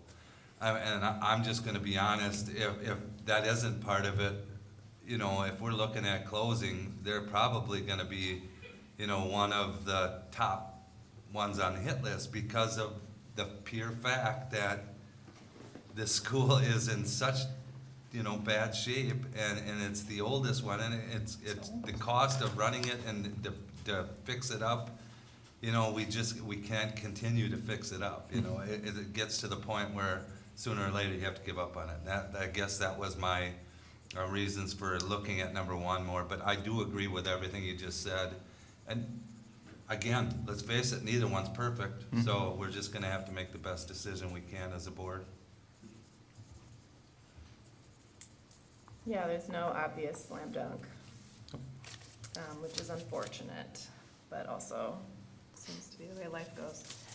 A slam dunk if we got a big increase in, money. yeah, and that bunch of money, but also a big population of kids, so we could keep all the schools open and keep everyone, you know, happy. Yeah, I mean, the ultimate kick the can down the road, see how things go, is the do everything, right? And I mean, there's the do everything forever and ever, and there's the do everything for a set amount of time to do research, right? But you know, like I've just been living through the turmoil. You know, I have a ton of connections in a lot of different elementary schools. I work with kids. My fear about, like, even if, like, my hope is, like, I don't want to close any schools, let's just fund them all, let's just find a way to do this.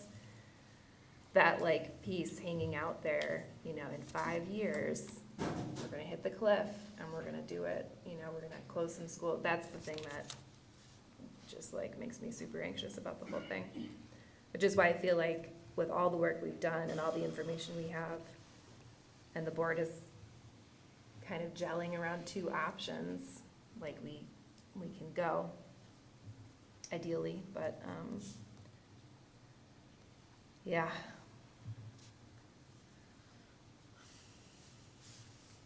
I agree with Scott. I think it's easy to feel the importance of the decision for people living it right now. But this is a 4 long-range years or decision. whatever, yeah. 3 years. And it's the opportunity, to your point, we can't keep Emerson open forever. At some point, some board, whether we're on it or not, is gonna have to make the decision to close Emerson. And at that point, there likely won't be an option to consolidate it with another school and build something brand new. For the Emerson families, this is a consolidation of Emerson and Spence at this site is probably their best option. And I would hope that they would get behind a referendum because of that. I think the data in this packet shows that the Emer-Spence consolidation gives us an additional $2 million in deferred maintenance cost savings. It also has 14% more kids who live closer to this site than the Spence-Hinton option. Well, that data is not 100% complete, so. But yes, take it. Well, the Emerson Spence combination are much more easily walkable, right? And to Dr. Sprague's point about Losey being a tough road to cross, 5 lanes of traffic if you count the middle. Especially on the south side of Losey, there aren't a lot of places you can cross, except for by the McDonald's or down by the Walgreens. Living in that neighborhood, I can tell you, it's Yeah. it's like playing Frogger. It's Go not fast. fun. Dr. Jimenez, what are your thoughts on which direction you're thinking? Because you bring some good insights to us. Well, I'm still with the Emerson Spence idea. I mean, the fact that, if I'm reading the data correctly, we have more students being within 1 mile of the school, whatever school it is, versus the Hinton Spence, where we're seeing that, if I'm reading it correctly, a decrease of students that are going to be closer to their school. That's a concern for me to choose Hinton Spence. The deferred maintenance, and as Dr. Neumeister, well, we'll call you Dr. Neumeister. How about that, Scott? We're going to upgrade you. But Scott's point is very well taken about, I just have a concern that we will not pass a referendum if we do not put the oldest building with the most deferred maintenance on the list. I personally don't know that I would vote for something like that. If we have an opportunity here to ensure that we are spending more money in the classroom than in facilities, then to me, the only option that makes sense is the Emerson-Spence combination. And again, it gets back to that point I was talking about earlier about what's the next piece of that puzzle. How do we get to the total value we are trying to save, and also keeping an eye towards the future of what's the best option for us in the long term. And I think that Emerson Spence gives us a very good option for now and for the future. I think the Hinton Spence idea has some good structure to it, but I just feel like there's going to be more questions and answers for future board members to have to deal with. I think the point was well made a minute ago too, that if we don't deal with Emerson in some way now, and in a way that provides something new within that community, that we might entirely lose the opportunity to do something new and just end up losing Emerson sometime in the future.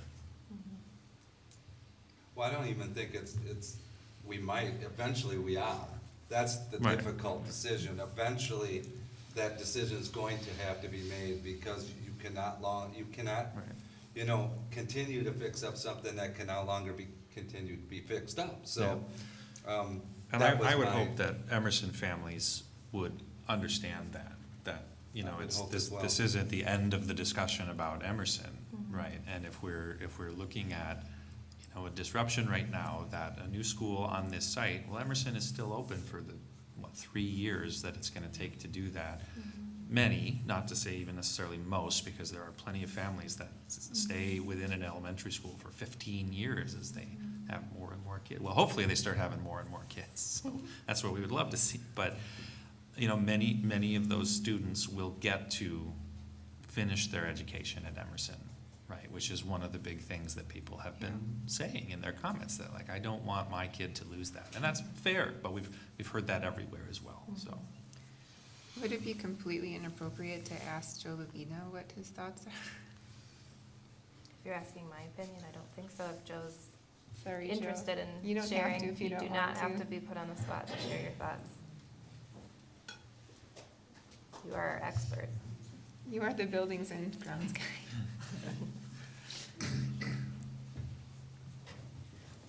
So first I'll say that we live this every day, right?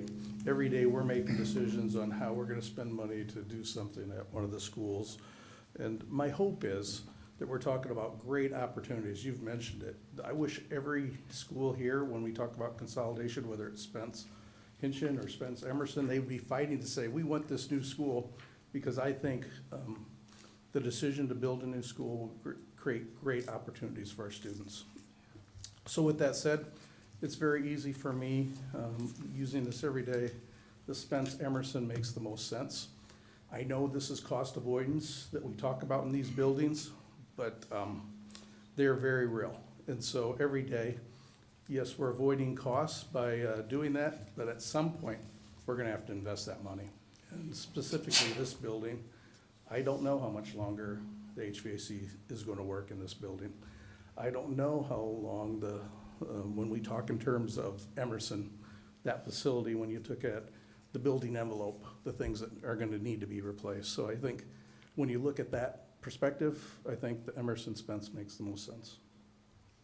Thank you. Thank you for sharing. Thank you, Jim. So, since I proposed that early on, I have been really thinking like, that was just an idea I threw out there, but is that the best idea? And I've been really thinking hard about it and thinking about the input from everybody around the table. And as we've all said, that it's still an old building and something will have to be done with it. And, you know, having been on the board longer than anybody else, I've talked about Emerson longer than anybody else. And it was once said to me by a staff person, not Mr. Ledvina, that the previous boards have kicked the can down the road when it comes to facilities. And I take issue with that because I think the decline in enrollment wasn't quite as steep as it's become, for whatever reason that is. But we did kick Emerson down the road. We have kicked that can down the road. I will own that one. And so something has to be done with it. I like it, as it's been said, about the number of kids that are closer. And as Dr. Jimenez has cautioned us a number of times, there aren't properties in this city. And so how we wisely use the existing properties we have, this allows us to do that, to use this space, to use the spent space for something. I think that's what I like it. I also like because the kids are not affected during the construction period, I think, because that takes longer than you always think it's going to, and I like that option better. As far as the what's the next domino after that one, I am just struggling with closing Northwoods, and I think I have to just put that out there, because if the public still thinks that we could vote for this, but the board might close one of our newest buildings, and I haven't heard anybody from the public say, I think closing one of your newest buildings is a good idea. I've heard really big pushback on that. Now, how we use that building, I think, is maybe the question about, that this board should be talking about. We have a very old middle school on the north side. I'm not quite sure that geographically makes the most sense to put a middle school there, but how do we use the new buildings we have? Again, I continue to think about our old buildings and improving that stock so that the next board doesn't have an Emerson on their hands that the previous boards have kicked down the road, and I was part of that, so I'll own that. So I'm leaning very strongly towards the Emerson option. And I think, as has been said, the conversation isn't about what do you lose, but what are you gaining? Why is the community, community should be saying, wow, we could get a brand new building, and we can say what's in it and what it looks like. And I think that's a conversation I'd like to be hearing. I think to that point, if it was a new school in this neighborhood, right, in the Emerson neighborhood, it'd be a long time before there was talk of closing that or, you know, you're shoring up a new school in this neighborhood for a long time in the same way that Northside is, in the same way many people came out for Northwoods. And they were like, it seems a shame to close something that's new and energy efficient and built to specs, even if those change over time. I don't know. If you're thinking about sort of the forward-looking or the visioning of it, which is kind of what we're elected to do, because everybody who's in their school wants to stay in their school and keep their schools because their schools are great. And we're elected to take a different view because we're looking at a longer timeline. I guess I'd like to highlight what Ms. Hukla said about reimagining buildings, and I think Northwoods is a good example of that. I don't think anybody wants to close a building that is as new as Northwoods is, but there are other opportunities for that building and opportunities for the students who attend Northwoods currently to have potentially another opportunity as well of being closer to their home when they attend their school. So, you know, I'm also conflicted with the Northwoods piece, but I also see the value. I know we have talked repeatedly about what is our plan in order to get our stock of buildings up into the closer to the 21st century than the beginning of the 20th century in terms of their age. And so, you know, I really hope that, you know, we can take this conversation and we extend it into the community, and the community extends it into the future as well, about we have an older stock of buildings. We would love to have our children attend a newer building that is set for this century's learning ideals and not last century's learning ideals. We can always, you know, use duct tape and super glue and paper clips if needed to keep a school building together, but why do that when we can offer our children something that is vastly improved and is vastly going to support their learning for opportunities that we don't even know yet, given our current state of education. We have no idea what's going to come down the pike in the next 50 to 75 years. So why not get us prepared for that?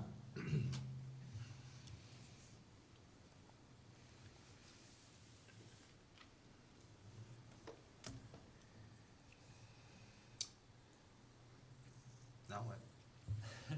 Well, I mean, so before Dr. Jimenez logged on, we had kind of begun discussion with reservations about taking a step forward.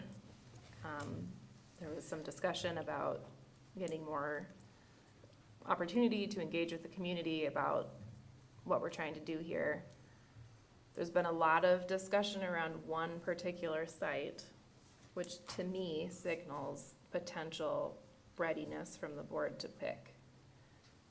But I don't want to push anybody to do anything. I think a vote saying like they're not ready yet, like if there was a number of board members who didn't feel ready, like we can still work to fix that by getting more information, giving, you know, whatever you need. Dr. Engel will deliver within reason, this stuff.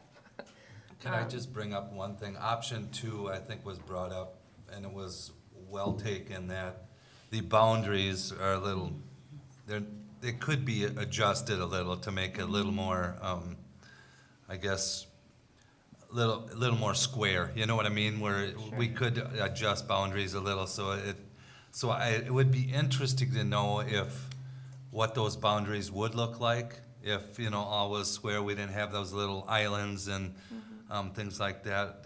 That would be my only concern, not knowing that piece, and maybe he could quickly answer that.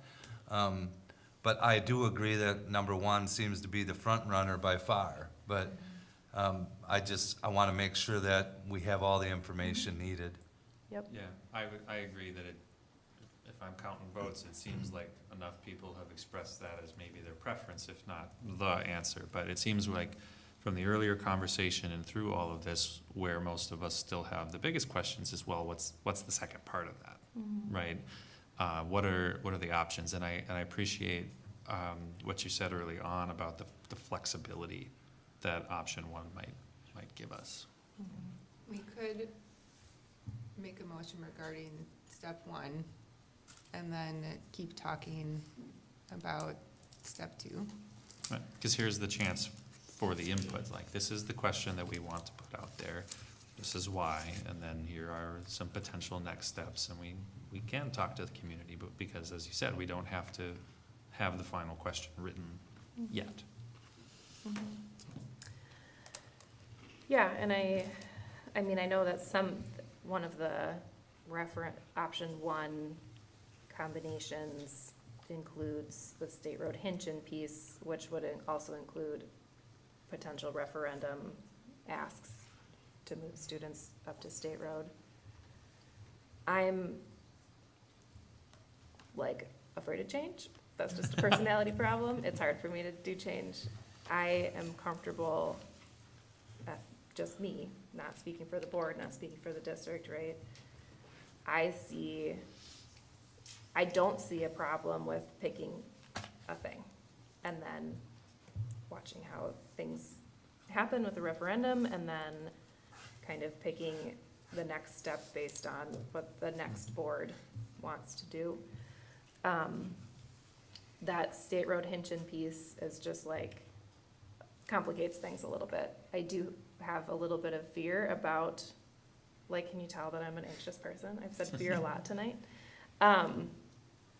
Having so much change that there's a potential for a large cohort of people to band together in the hope to vote something down to save a school, which potentially wouldn't even save the school. It would just be a different combination of things. That's my only worry with identifying a second step at the same time as identifying a first step. Agreed. I think that's fair, yeah. Madam President, I will make a motion that we move forward with referendum option one, Emerson Spence. Second. So we have a motion by Dr. Jimenez and a second by Ms. Berkedal, and we'll do a roll call vote because we have an online attendee. Ms. Can we Berkedal? do that in this section of the agenda? I just want to make sure we haven't. Well, our next item is matter reserved for board action, and it's one of these options. I just want to make sure. There's that also I the don't have an option issue. I to, just wanna make like, sure there isn't a concern. if the board wants to vote this down and table it till the next meeting, we could do that too. Does our current motion have to account for what our next steps in the conversation are meant to be here? Like, do we need a plan? So if Juan, do we- we need a plan to present that, or? Well, the motion I move forward is just referendum option one, Emerson Spence. We can always have a different motion to add on. We can always do Yeah. a different motion to say we want to also include. So I But think- yeah. I've heard a lot of gelling around this idea, and so that's why I decided, let's just put a motion forward and see what happens. Yeah, All yeah, I right. think we need to So we have a dispense the motion and a motion. second. We can talk some more if we want, or we can go right to a vote and see what happens. So my assumption is that if we approve this motion, then we have more time to discuss and sort out what we want to do with option number two, and that doesn't have to happen tonight. Step two. Step two, I'm sorry. Sorry. Step two. Step A, B, I don't know. So the motion is to adopt referendum option one as the board's preferred starting point, right? That doesn't mean we're voting Limited to by- put this on the ballot. Correct. Okay, And for the public, I just want to be clear that it's combining Emerson and Spence, potentially some tweaking on the boundaries on the Hogan site. For the public, I want to be clear what that is. This vote would eliminate option two, the Spence Hinchin, though. So if you're making a vote and we're voting on this, that ends discussion on that site. If So board I members, just have a point of clarification as far as the are we limited just to this on a referendum? Because I think we may want to consider, some other things in the referendum as well, or a second part of it. that would answer some other capital issues that the district needs to handle. And we don't want to be going back to the public all the time and saying, okay, well, we passed that one, now let's do this one. That was my question, is You that know. this isn't settling the totality of the referendum question. This is our That's what I baseline. thought, but I wanted to So- clarify This- that, because I don't think we want to put ourselves in the Yeah. corner to do that. I think we want to This would have just, some No, options. This motion would not settle everything because we still have a hole that needs to be filled. So this is just to, we know that this one we're gelling on that should be in the referendum. So why not just move, we know this one, let's move it forward, and then let's continue the conversation on what's next. okay, so we're removing number 2 if this one passes. Then that one's done. Fold your papers up, set them aside. Or you can vote it down, we can table it. That's cool too, whatever people want. So we'll do a roll call vote. Ms. Steigerwald? Ms. Bergdahl? Aye. Dr. Garcia? Aye. Mr. Jackson? Nay. Dr. Jimenez?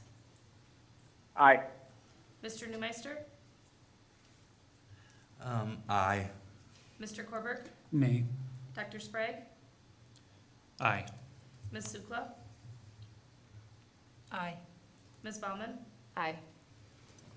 All right, so it looks like the motion carries. The board will now only consider the Spence Hinchin at the Hogan site. Option 2 is done. So we have 6 minutes before our speakers, and we have no speakers registered. I thought we had one. No. Oh, okay. No one registered to speak. We can continue the discussion if we want to move to talk about these second steps. If the board is not interested in engaging in those conversations at this time, or if there are ideas or needs for information related to other capital expenses that might go on to a referendum. Well, this I, would be a time to I share I that. asked a couple questions that were on there that On the Dr. RFI. Engel mentioned. I just don't, I think we need to clarify things more as to what specifically we would want. I also think it could be an opportunity that you may draw other people in to support the referendum, if it's with it, or, you can argue either way. But I think there are some priorities that we've talked about as I think, where are they here? I just, renovating performing arts and athletics facilities and investing in career and tech ed facilities. Those are some of the things we may want to address in a referendum, in conjunction with a new structure, a new building for an elementary school. So we would need information on cost, what that would be added to a referendum. Well, I think a lot of the numbers are there. It's just a matter of determining what we would want to include. Yeah, further in the RFI, there's some details on some things. We have estimates on, arts and athletics things as well. We can provide those. The career tech ed, I think, is already in there, down there somewhere. Some of the other additions at State Road were in there, if you're looking at other elementary options also. So then I think to Mr. Korberg's point, it's about Entryways too. is another entryways, some of those sorts of things. So there's lots of additional smaller projects that could either help sell a referendum or complicate it, depending on how you view it. Correct, but it also, it's an opportunity, we have some debt going off, so there's some, it's not a totally it is totally new, but there would be some leveling of adding, I think, was it 20? It's about $20 million could be Would not change financed the- to yeah. keep the mill rate at its current level. And it's about 13 cents on the mill rate for every 10 million after top of that. And that's our most current estimates. We'd want to brush those up, in advance of the board making any final decisions based on current valuations and other things. But that's our last numbers from our financial advisors in the fall.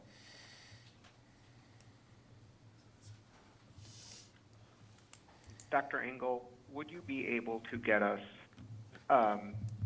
maybe a little bit better draft of boundaries given the choice of referendum option 1, Emerson Spence, with the other options that were proposed for referendum option 1 and something? Certainly. What additional information do you think you would want with that? Number one, referendum of the students at Hinchin. The Northwoods and Summit ones are just closures. There's no additions or anything there, so they're relatively straightforward. Yeah, I think that the biggest question was the, especially referendum option one, just Emerson Spence, that there were some questions on the boundary lines there. Were there opportunities to make it a little more square? So just wondering if there was, if there may be better options out there other than the one that was proposed here on the first page. That's probably the biggest question that I have. And again, the answer can be, that seems too complicated, we can do our best, but we're still not going to give you anything that's going to be actionable, and I can understand that. Yeah, it's a matter of what the goals are at that point. So if it's to keep staff and students together as much as possible with something to look forward to, that was my best effort there. If the goal is, simply to maximize enrollment in other elementaries without referendum, we can further cut up that boundary area and move folks, to a variety of elementary schools. So it's just a matter of what the board's priorities are as it relates to that choice. Okay, so from what I heard, and please correct me, board members, if I misinterpreted, what I heard was trying to ensure that we had students attending their closest elementary school. So we had that little pocket that's in that area south of the Hamilton that seems like they should be going to Hamilton given the fact that they're closer. So I heard some conversation around that. That would be what I would be interested in, but I'm not sure if others are. If nobody else is and I'm the only one, then there's no need to pursue it. I thought that came up with the Hinchin. Am I right? It did, yeah. That came up, so I think, Dr. Jimenez, what you overheard was a conversation about the Hinchin-Spence combo making odd pockets. And what would those be to square, but not this one. And also, these are the Yeah. boundaries. This isn't where kids are actually going. Like, some of those kids could be choicing into Hamilton. That's not reflected on Correct. this map. Which is, again, I just wanted to verify the conversation because these headphones keep cutting in and out, so I apologize if I miss pieces of conversations.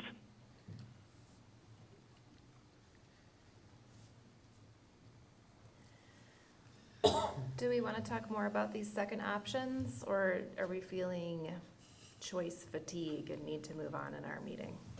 I could use it. We can take a break. I think that even getting into the second option right now is going to be non-productive, because I believe the first choice was what we were trying to get to, and I think we all now have to regroup and look at what. Think about it. Yeah, number two brings.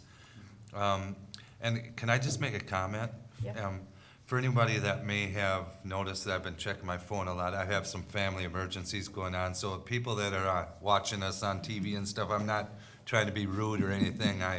I'm just expecting a, not so pleasant call, so I appreciate it. Thank you. Thank you.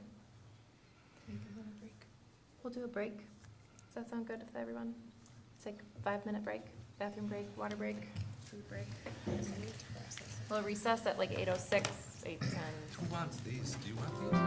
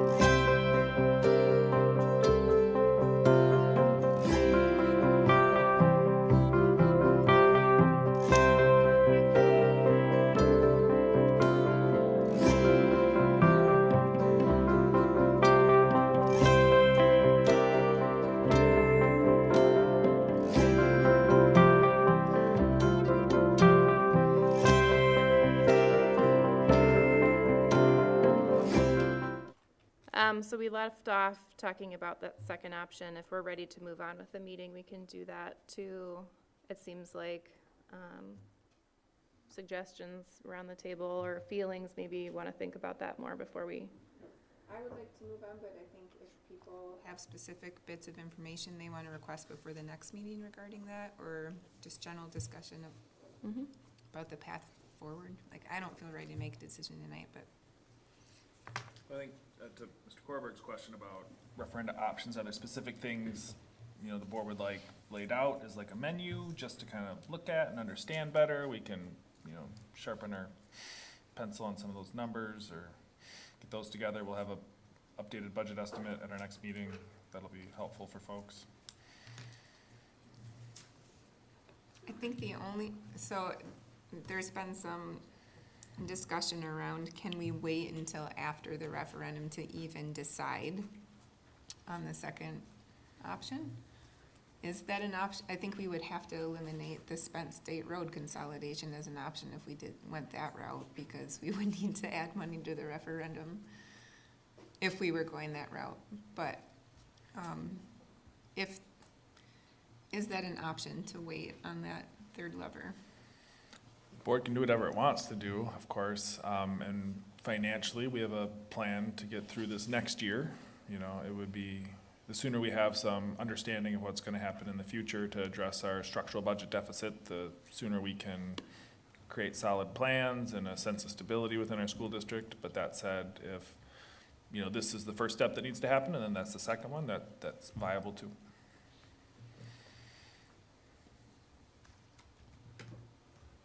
Other requests for information? So can you, administration, identify some top priorities from the capital list that Absolutely. we could discuss? Yep, we'll put together a range of things for the board to consider, and then. I mean, I think there's some on there that in order for them to happen, you'd have to have private community dollars to go along with some of them. But we're talking about the ones that the district would pursue. Absolutely. Can you align some of the menu items with Mr. Jackson's like proposals and ideas around like marketing to a student, like, you know, what is something that would like improve our position in terms of attracting families to live in La Crosse and choose our schools, that sort of thing, I think would be helpful. Absolutely. Maybe we can solve the problem and not close another one. Just kidding, I don't think that's possible. I'm hopeful. Okay. Is there any research out there about how newer buildings impacts families' interest in your district? I mean, I would think that would be in our favor that way. I don't know if, I mean, it seems to me it's logical, but is there research on that? UWL philosophy. That's a great question, and I think it would be very beneficial. I would assume it, you know, you would think it would, but devil's in the details, so it'd be nice to have that on hand. It would be interesting in Wisconsin in particular, because we have open enrollment. A lot of places where buildings are built, they don't have such porous borders, and so it's hard to find out the impact of that. I've seen more research on the impact of new buildings on test scores, which does have an impact on math and reading, based on I'd love evidence. to see that too. Los Angeles County is a really comprehensive study where they invested $1 billion into their schools, and in the places where they invested versus where they didn't with similar demographics, they saw increases in outcomes, and so that would be, I can provide that data also. That'd be awesome. That's interesting.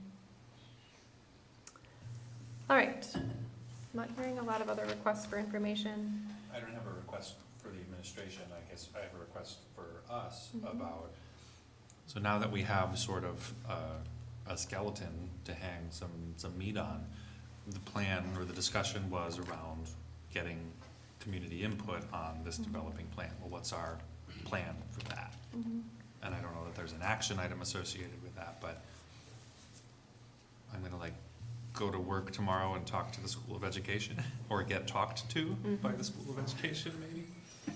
Yeah. Yeah, I mean, we definitely need to do formal engagement with any referendum that goes out, and I think something like this especially. I think the timeline would kind of depend on, I guess I see it makes sense after we've determined what the referendum ask is and how much, then to go forward and ask for feedback and engagement. Maybe we need that first to know, maybe you ask for more if there's a lot of talk about, solar power and geothermal, I don't know though. I guess, Dr. Engel, when we've done referendum, when we did the north side, what kind of process did the board use? Or maybe Ms. Sukla, if you remember kind of the engagement pieces that went into effect. Well, that's a long time ago, I have to think now. Well, I'm sorry to cut you off, but for an example, in one of our upcoming meetings, the next meeting in March, could we put out there that we are hoping to solicit more than the usual amount of public comment, or even something as simple as that, and I guess- reserving more time for that? I'll just say, I'll have to kind of go back and look at what we did. I think we did a lot of input prior, and, again, the administration did a lot of conversation with staff and families about, again, the issue about crossing the busy road. My personal opinion is the process, for the operating referendum, where administration went out and talked at people and people argued, and then the administration said, well, this is the facts, or this is our information. I didn't find those to be helpful to the public. I attended several of those, and I didn't find that format to be a way to solicit support. I think, again, providing input and giving people meaningful opportunities to provide input is what people are really hungry for. And so how do we do that in a constructive way? I don't know that answer. If I did, I'd tell you what it is. But that's what we'd want to be able to put together. I'm sorry. Go ahead. Could it also be that something we look at as what do they want in the school? We're looking obviously at building a new school. When we were developing the Bob Johnson oil site, which is right around the corner finally, and I was on that Charette's committee many moons ago, where we had many meetings with the public, getting ideas of what they wanted. We cannot go to that extent because it was insane, but and it took a long time. But we get their feedback on what they would like in a school. Do they want it built a lot like the north side one, or do they want some added features, some things, get their input on how they want the school to look, I think is a key there, because ultimately they're the shareholders, right? And they're the ones that are gonna be their children and their community is gonna be around that, and they have to look at it, and to have their input on that, I think would be a major benefit, instead of us designing it, thinking we have the answers. So maybe before we have the specific ask for the amount of money decided, there's the board meeting with the community to receive that feedback of like, what do you envision what do you want out of your school? But say it in a nice way. Well, and we also have to have some limitations. I mean, all of a sudden, we can't have a $500 million school because, everybody's gonna want everything, but at least we're getting ideas, and having them, part of the solutions, I think would be a good way to go about it. Yeah, we could have staff give feedback on. Absolutely. What do you want your classroom to operate like? How do you want the shared spaces? I do remember one of the things on the north side school was that a big piece of how even it was constructed, we had it was gonna be part of a community center. It was gonna offer some community services. I don't know if that ever really materialized or how that has materialized, but I think that would be an important piece, and that was a big piece of what made that referendum successful, is that we're not just moving your kids into a different school, but we're adding something to your neighborhood, into the community, and that was, there was a lot of discussion about what would that be, and what would that look like, and what do you want, so that I just remembered that piece of that. I think we need to start talking about who we're gonna leverage to help guide our PR here and help us develop a plan for facilitating these community conversations, because to your point, I agree, I think that we had a lot of community sessions for the high school referendum, and the vibe there felt pretty stale.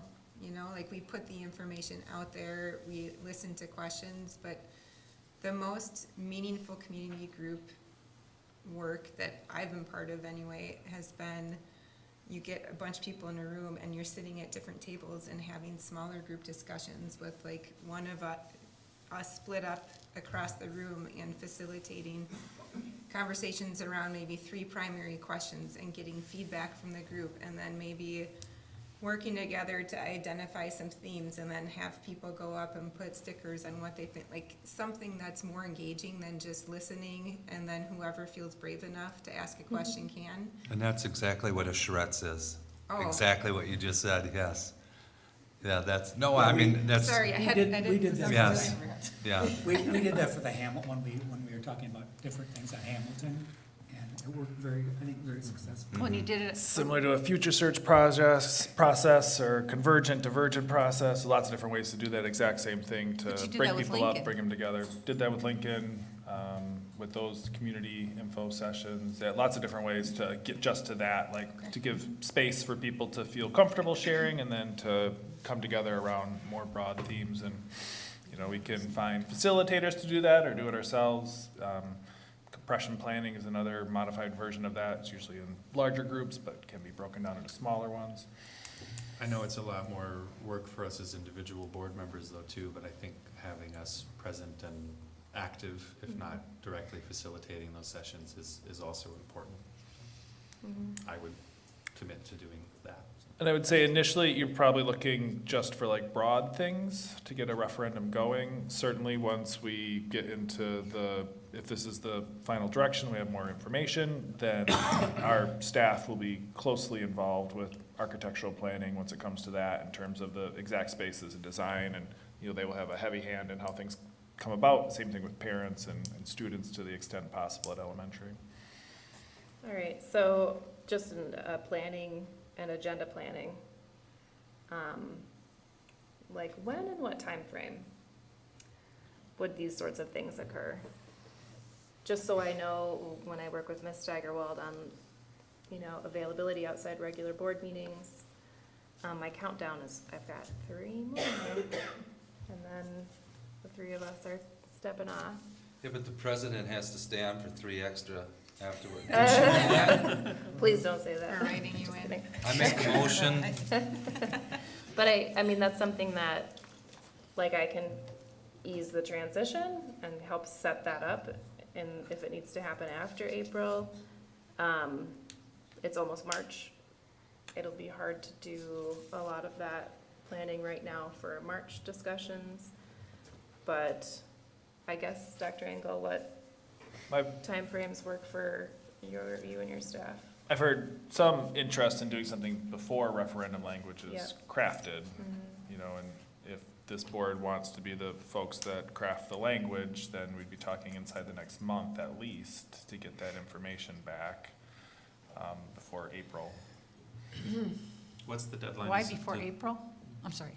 If this group of school board members wants to put the language on the ballot, I think it was our decision and we should try to own it.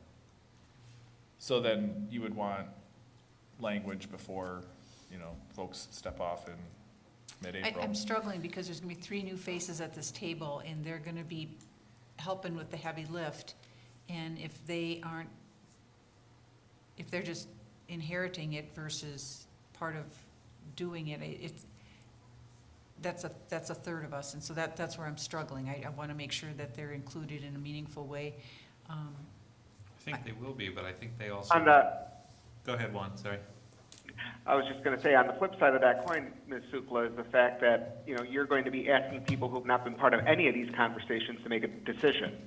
So I think we also need to keep that in mind, that there's going to be pros on either side, there's going to be cons on either side, but I think to ask a group of people who are brand new to the board to now soak up all of this information and make a determination, I don't know that that's fair to new board members. Well, Meredith and I were in that exact position a few years ago, and it didn't feel great, to be honest. Like, I didn't feel like I was prepared or well-suited to be contributing to those conversations at that point, because it was within a month of joining the board that we were crafting referendum language. I was just gonna say, I think that all of those new board members will also recognize that the work proceeds and we don't go back to square one at each new election and each new seating of a board, right? So we're not gonna walk things back at that point. It is quite a tight time frame, because you'd want, I mean, you can continue the engagement and the visioning of what the school can be even after the referendum language is drafted. I think the language to me is like, we picked the site, we picked the schools that would consolidate, the last piece is like, how much? And then the other little pieces that maybe we would add to spiff up some spaces or bring up other spaces closer to a 21st century school. So like in that short time frame of just March, do we need to do community engagement to develop that amount, that ask? We can. We have that community engagement session that I asked for input on availability. We could just flip that into this work. That's fine with me. We would just be committing to more time in the next couple weeks I guess, doing that work. I guess I wasn't, in my mind, I guess I wasn't realizing that we wanted to put it in this ballot coming up so soon. It'll go on the November ballot. Well, so yeah, that's, so I don't know why the timeline you feel is so, tight. It's not. It's only tight if. It's not April, you know what I mean? Yeah, it's not, right. Yeah. And it's only tight if the board feels like it's important for the 3 of us who are leaving, be part of that determining the amount. And I think you should be part of it, but I think it doesn't have to be all of it. I think, it could even be a combination of both. Yeah. I just don't want to be hurried and forced into something either, because this is so important. I think that the more voices we have, the better it'll be. And obviously your 3 is a huge voice. There's no doubt about it, but it wouldn't hurt to have yours plus the new boards. Because let's face it, like Tim Alberts is a shoo-in, right? He's going to be, and he's been part of this since the beginning. So that there's people that are very familiar with what's going on, so I don't think it's like we're throwing in without you know, with blinders on, so. Yeah. I They guess can- that's my only They point to can share that. feedback with us now. They don't have to wait till they're on the board. Likely Adam and Tim will both be elected onto the board, and there's nothing preventing them from sharing their thoughts now with us. Or coming. That is true. Thank you. So all I want to know is scheduling. What do we want to do for March? Well, I think we would want to do a process for any work with the public, because we don't want, And will any of that work begin in March? Because if it will, then I need to know availability and how much of it will. Those are the only things I'm asking. Like, I don't want to commit us to anything we don't need to rush, just in terms of planning. My week gets full. Like, a lot of my work happens on Saturday and Sunday, so those weeks go fast. And if the board wants to do stuff starting in March, then I just need to know I now don't see so how that it's we can possible. begin. You don't see how it's possible? I mean, anything's possible, but if we want to make sure that, you know, show up. we're asking the correct questions and have the answers for them prior to, Sure. you know, I think we're really pushing it then. You know, I think March is when we really start digging into the weeds and start getting that prepared for the community meetings. Yeah. That's just my thought process. I've been wrong once or twice in my life, so. So aside from the scheduling concern, is part of the hang up, we don't know what we're gonna ask? How much we'll ask for. How much, So- what we're so it does- asking, what's included. There is Sure. a lot at play, and if we are scheduling something for March. Yeah, Not I only do I want to understand coordinate that. everybody's schedules, but I also want to then have time to plan what we're asking, all those Right. things, and getting the notice out to the public that we're doing this, so people show up and say stuff. It seems like at minimum, we have a Referendum. baseline estimate for what a 500-person new elementary build. That's in here, right? And then, yeah, right, and so then, from there, does the question become, or or the set of No questions? side conversation. Sorry. Does the set of questions become, you know, okay, do you want a pool on the roof? Do we want a garden out back? Like, I bought one of those passes from a senior at Central's. Here, can you explain to, sorry, were you, No, that's, I was looking to see if Joe was still here. How do you back into what a building's gonna cost? So we're fortunate to work with an architect who builds an elementary school practically a year. And so they have very good cost estimates of what things are and space and sizes, and they know where bids are going through and material costs. And so they've given us an estimate of today of 92,000 square foot elementary, about the same size as Northside, to be about $41 to $43 million. And so that gets you a very nice elementary school. Most of the things that people will want in that elementary school relative to the total cost are cosmetic. It's how the spaces are arranged, the window treatments, the flooring, how it's arranged on the outside, what's the access to the public spaces versus the private spaces, how do you get to the parking lot versus the playground, is it, maybe there's a little ad for geothermal and solar if you want it to be a little more green versus using traditional energy. You know, and so like a lot of that stuff is margins, you know, that's pretty much the cost. That engagement can happen March, April, August, November, December. It will happen regardless because we're going to involve the community. So then it's a matter of more the politics of it. Like, do you want to involve them as you're developing excitement for this leading up to the vote? Or is it, you know, we're gonna do some visioning stuff, but then we're gonna get to the weeds later, you know, so then it's more about strategy at that point. yeah, questions around like parking and drop off and those really logistical things I think are super important to get some buy-in right away. I don't think we need to be bringing paint swatches to the public, right? No, but I think as far as determining the time frame in which we decide to back into an amount to ask for on the referendum, knowing that the variables that could occur with community input would probably not impact the cost very much, means to me at least that we could decide on an amount to go for sooner rather than later and still get a lot of feedback from the community. The side conversation we're having was timing.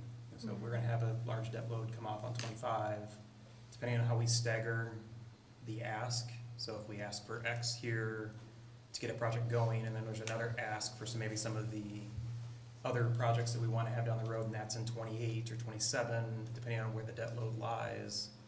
It could make our story pretty powerful and pretty economical the way we posture it to the community. Very So, true. Like, so could we ask, like, if the question in the referendum is, will you give us $40 million, but it won't impact your tax or the mill rate until 2025 when the debt falls off? Like, could we do it like that, or when you pass a referendum, is it time bound to when you pass it? A lot of factors. You can structure the debt in different ways to create opportunities for future referendum, to keep the mill rate flat and do additional things. You could bundle it with a career and tech ed lab that would be widely seen as favorable by a lot of business members in our community, and you know that would be a few dollars added on to the total cost at a low cost, you know. And then down the road you could, you know, indicate like, hey, our long range facility plans also involves this, and so in 28 we're going to look at this project, you know, based on our current assessment of things. That's interesting. All right, so I'm gonna just go back to what you wanna do in March in terms of community engagement. If it's needed or not. It's totally cool if you wanna wait till the new board members are on. I just need to know in terms of scheduling, so we can start getting things in the calendar. It's up to, I just think we're gonna have to ask for some professional guidance, professional help on how do we structure these. And I'd rather do it right than in a rush. And I think the soonest we could really do it after, because this takes time to set this up, just like the facility advisory group didn't just start on a dime. It took a while to get that started. So, I mean, the soonest we could really do these would be April. And April or May, and I would like to see them happen by the end of May, because in summer, people are busy and they don't come to things, and then we're in the fall and we gotta be having a decision. So it seems like April or May makes the most sense to me. May is also hard for parents because there's Everything. Graduation and Concerts. celebrations and concerts and all the things. But there's also ways to be involved and engaged in different ways at those events too. Have a booth. Or little polls, or there's lots of different ways to solicit information in different Great ways. idea. You know, so I can work with the facilitator, find somebody who can help this process. We can have board members at a few of those, sitting at the table with them, so we can talk to them face to face and. We could even do some noontime, like virtual Listening things where we go sessions. into breakout rooms and we each facilitate a different breakout room or something like that to just make it more accessible for folks too. Like a combination of in-person and virtual. Just an That'd be a idea. good thing to partner with the chamber on. That sounds very cool. Good luck to you all as you do it. I think it's great though. I think that these are ways to engage the community where they are, if it's booths at events, and then if you have those one-on-one conversations. The only like caution I'd put out there, and soon I won't be on the board, so it won't matter what I think, is watch out for those, you know, we did the focus group thing with the FAC, and we heard feedback about like, how did you pick those people, who was involved in all these things. So if you do go that route, even though it creates much better like qualitative data to work from, just consider like how to include other voices maybe that are harder to get. So I'm hearing more this is happening in April. So my need for planning for March is not happening. Is that correct? Well, I think we start talking in March, you know, start getting things together and At our putting board a meetings. plan Agreeing to the in structure place of and the stuff, Yeah. yeah. Okay, but But no I- extra meetings I- scheduled, if that's kind of what I'm hearing from everybody? So we would do like a workshop around questions we want to bring, Yeah. kinds of feedback we're looking for. So, I will say the March 4th meeting is stacked. So we have a regular meeting, we have 2 closed sessions, and then we have the board self-evaluation. And we'll be here a while on March 4th to do our stuff. So if you're comfortable with waiting until the second meeting in March to begin the conversations, we can do that. If the board needed an additional workshop, we could schedule based on availability. March 4th is a bust right now, I think. Well, if we need to meet more, we need to meet more. Okay. I'm hearing from one, an interest in an additional workshop earlier in March, not delaying until the second meeting in March. Is that correct? To begin workshopping how to do this? I'd be down to meet. Yeah, I don't see any reason to delay. I mean, I think this is our job. We need to commit some time to it. Okay. We'll talk with Ms. Steigerwald about the week that will look, and then we'll just do our best to come to that. Cool, okay. So as far as this discussion on strategic planning, I feel like we've kind of shared a lot of great ideas about how to get community engagement, timelines for that. We'll have a workshop early March, aside from our regular meeting.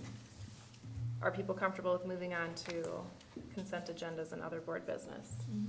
Will we be going past 9? Will we need a resolution or a motion for that? We will, yes. We may, but if we have a resolution, then we can just slide past 9. Is there anybody who wants to do a Well, motion? maybe we can just wait a little bit to see where Let's we're go. at. And then make You want to the wait? motion. You want to go fast? Let's Hammer go. time. Okay, so now moving on. I'll make We a have no motion to public approve the speakers. items on the superintendent's Second. consent agenda as presented. Second. All right, we have a motion by Mr. Korberg and a second by Ms. Sukla to approve the superintendent's consent agenda. Just a reminder, the consent agenda is a mechanism used by the board to deal with routine business that must come before the body. We'll do a roll call vote. Ms. Berkedal? Aye. Dr. Garcia? Aye. Mr. Jackson? Aye. Dr. Jimenez? Aye. Mr. Newmeister? Aye. Mr. Korberg? Aye. Dr. Sprague? Aye. Ms. Sukla? Aye. Ms. Baumann? Aye. All right, the board's consent agenda is I'll make a next. motion to approve the items on the board consent agenda as presented. Second.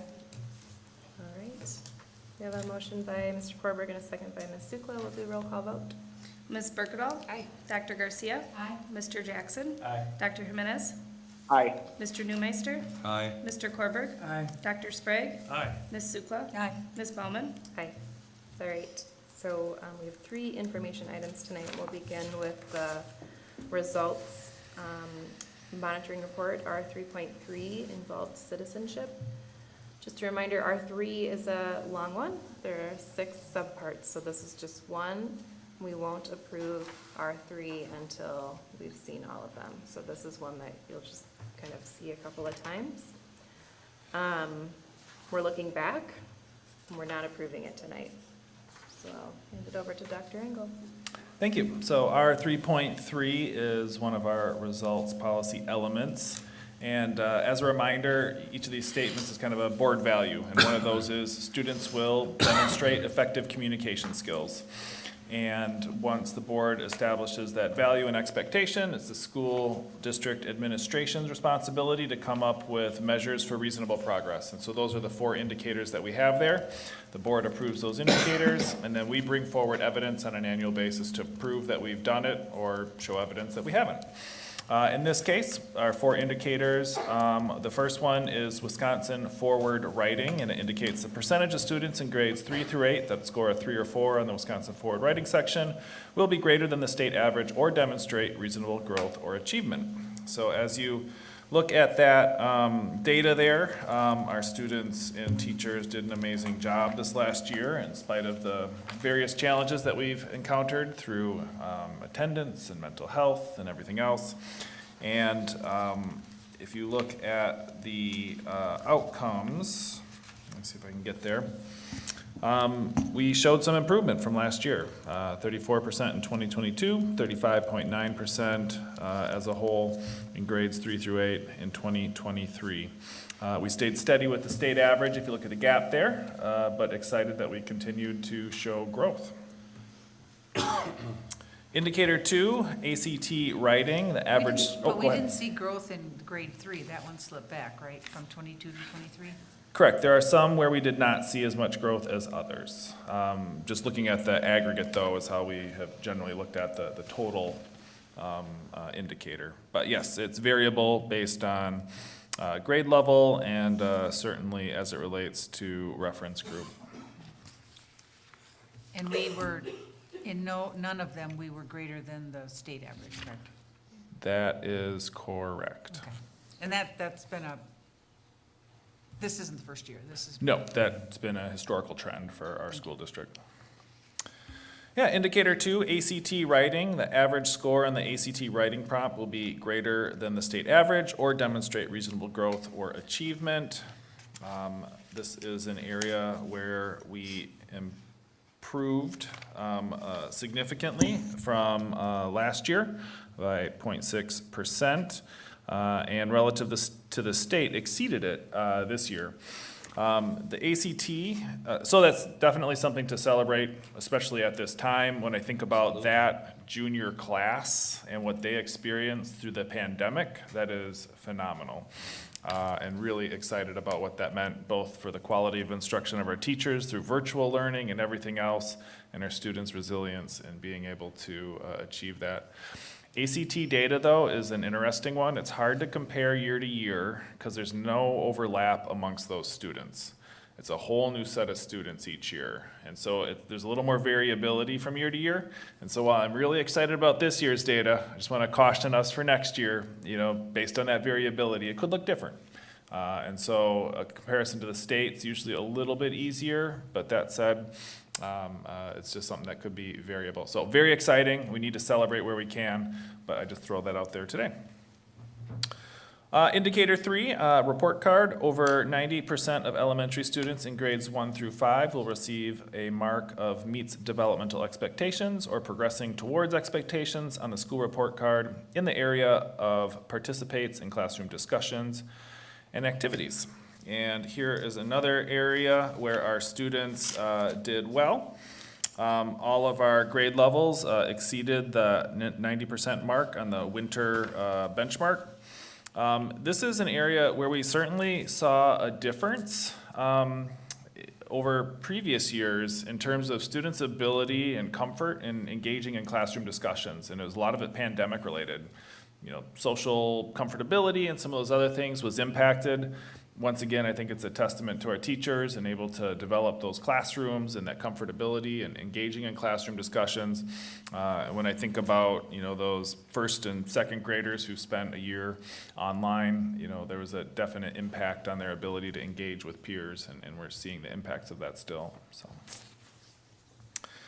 And then lastly, indicator 4, world language proficiency. Over 90% of students taking a world language will meet or exceed the ACTFL benchmark based on the level of course taken. We've had a gap in data here for a number of years, much of it pandemic related. Thankful to be back on track and able to assess those. 3 out of 4 languages, we hit that 90% mark, and in aggregate exceeded the 90% mark. And so this is an area where we continue to monitor it and are excited for the progress of our students in those classrooms, and excited for what comes next. Any questions on that generally? I have a comment.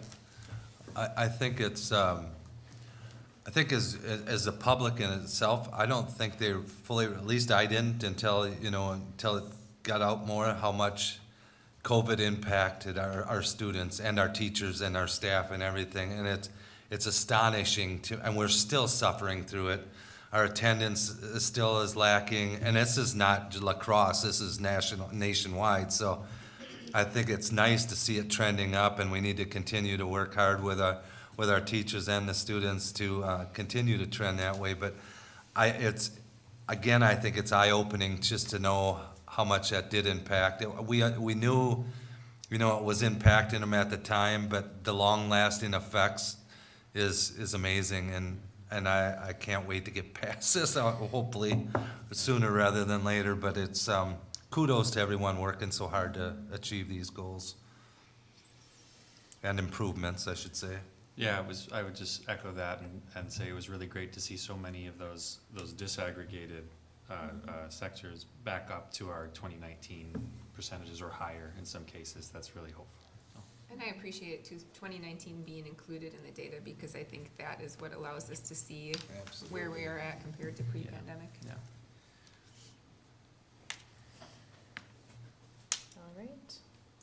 Dr. Engel? I guess the only comment, and again, I know our job is not to wordsmith the indicators, but I'm just surprised to see in that first one, the indicator includes that we would exceed the state average when we historically don't. Or make reasonable progress. Right, but like if we haven't ever met this, it seems like an indicator that is unachieved. I understand the or, but then just take it out if we're not gonna do it, just do the other one. That's just my thought. Remember that results policies are meant to be goals, as opposed to you should be measuring them, or you should be there all the time. This is the goal that we're trying to achieve, and my hope is that if we were to ever meet that consistently, that we move the goal posts farther up, so that we continuously increase the level of success. So I would not be one in favor of changing that language. I mean, personally, I'd like to see us get closer to the state average myself, but, yeah, that was my question, to understand why that was in there if we aren't historically achieving it. But I do agree with, it's certainly a good goal. Thank you. All right, thank you, Dr. Engel. We will move on to the next information item, which is the remonitoring of Operational Expectation Monitoring Report, OE 4.5, Personnel Administration. And I'll call up Mr. Wenthe, our Director of HR, who helped put this together. Just as a reminder, we approved new language for the policy and then updated the indicator, and now we're remonitoring in order to present the data from our staff survey. I guess I can just open it up to questions. I think you've got the information you had at the last couple meetings, so if you have any questions, I can answer them. Any questions from board members?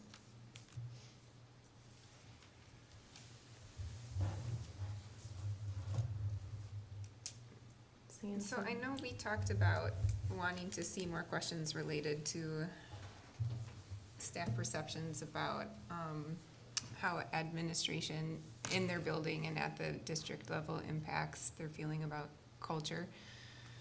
Is that something that we should be seeing now reflect or for next year? So the new language, the suggested language, I'll read what it was. An annual culture survey will include the content indicated in the interpretation above.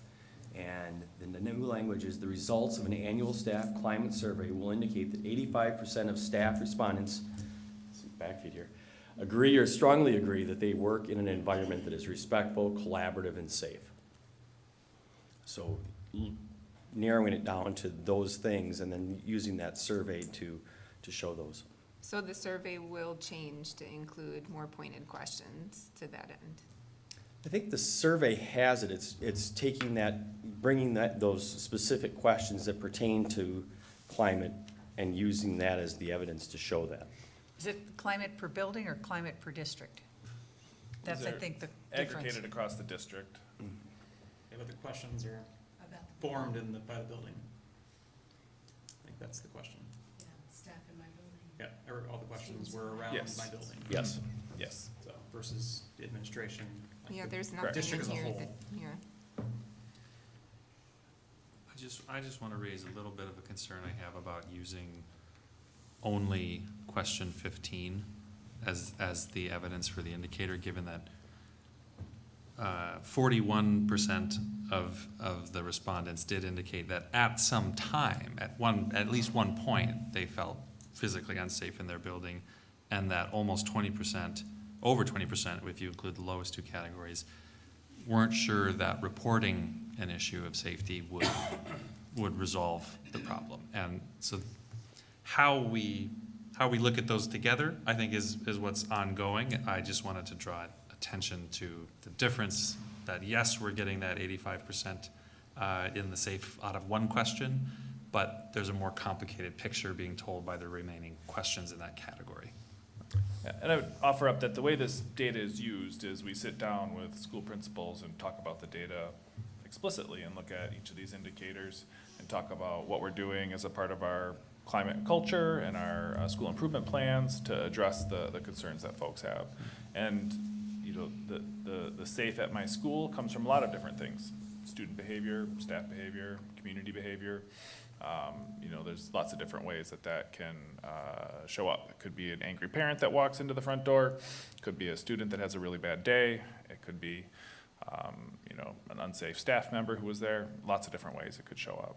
So it's not finely grained, but it gets to a broad indicator of what's going on so that we can hone in more specifically with folks.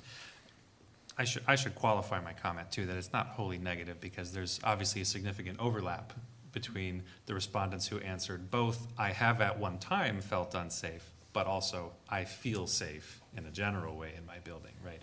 Obviously, we can't prevent every situation from coming up. So it's actually also a heartening thing to hear that despite those instances, right, most people are generally still feeling safe. I think that is a good thing, but I want to complicate our understanding there. And we're looking at our climate and culture survey and looking at a tool that has been normed across the state potentially to get an idea of whether our results are different than other school districts or if they're in line with other school districts. And so we're looking at that as well to just provide more kind of universal data as well. Is there a thought to add some questions in the coming year's survey about the district?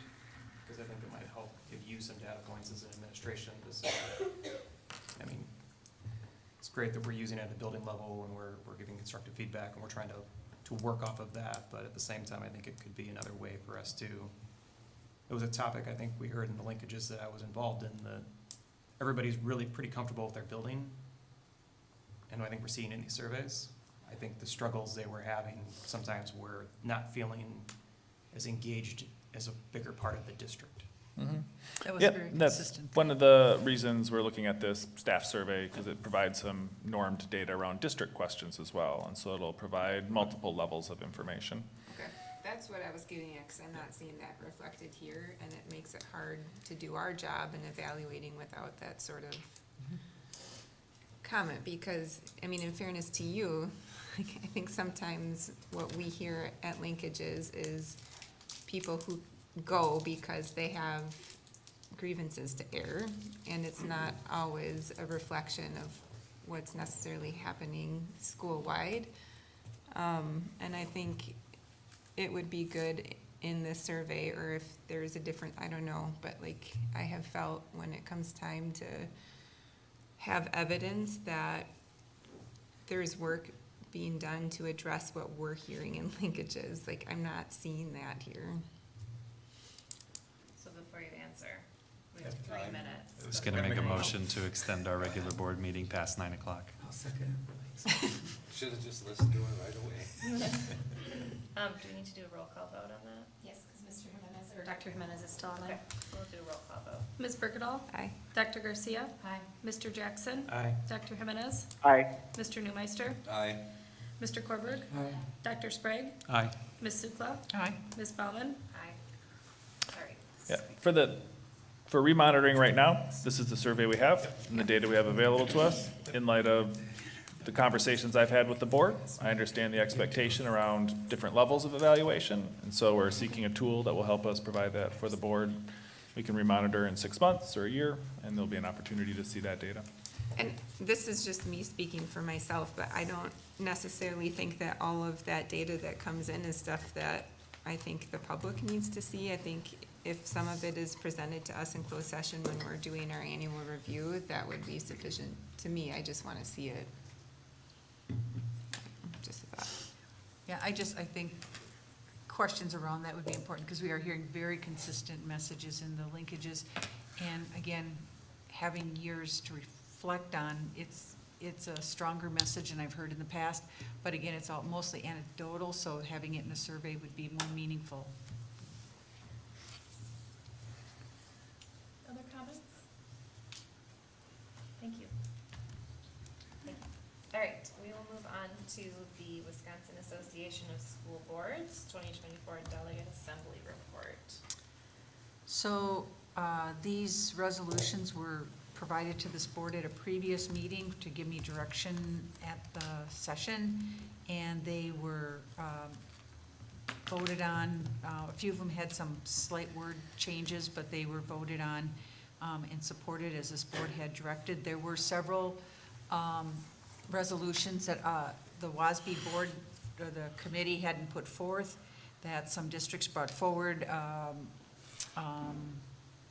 about gender identification stuff in schools, and there were some other ones that were very controversial issues, and other districts spoke very clearly that these are not issues that we as the delegates had spoken with our board about and didn't feel prepared to address, so those were not even taken up. So everything that was passed was in agreement with what this board had seen previously. All right, thank you. Any questions or comments from board members on this one? Thank you for your work on this, Ms. Sukla. It's a fun process. I bet. Was there a lot of shouting? No, there are, I actually stepped in as an alternate delegate several years ago. It was pretty calm. There's just some people who like to hear themselves talk, but other than that, it was pretty uneventful. Cool. All right, we will move on to our announcements, and I'll turn it over to Dr. Sprague. Really quickly at CISA, it was audit season, so we got that, and CISA has been doing very well and being good financial stewards, reducing operating expenses by 12% without seeing major cuts in services being offered and things. Couple updates from Paul there really quick. There was sort of a last minute, if impromptu even, Dr. Engel, I don't know if you were there, the meeting that CISA facilitated with Congressman Van Orden, discussing things like the demographic cliff and mental health needs and services being offered to students, and there's quite a lengthy paragraph that Mr. Fisher put together on what came of that.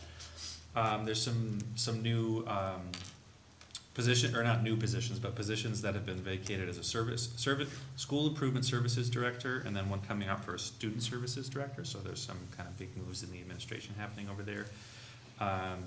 And that's kind of about it. They did give also some information on referendums that some of our neighboring districts are putting out. So just so you have some information about this. DeSoto is having a non-recurring $1.2 million referendum for maintaining education and operational services. Sparta is looking at a $1.5 million single question authorizing exceeding revenue limits for 2 years. Westby is having a $1.2 million 3-year resolution, and that's after Westby, I believe, had a failed referendum question in the last round, which kind of put them into some straits. So, other things happening in our surrounding districts around similar kinds of questions. So. Are those all spring election? Those are for the April vote. Yeah. All right, thank you. Hope all those pass. Ms. Berkedahl, do you have any announcements tonight?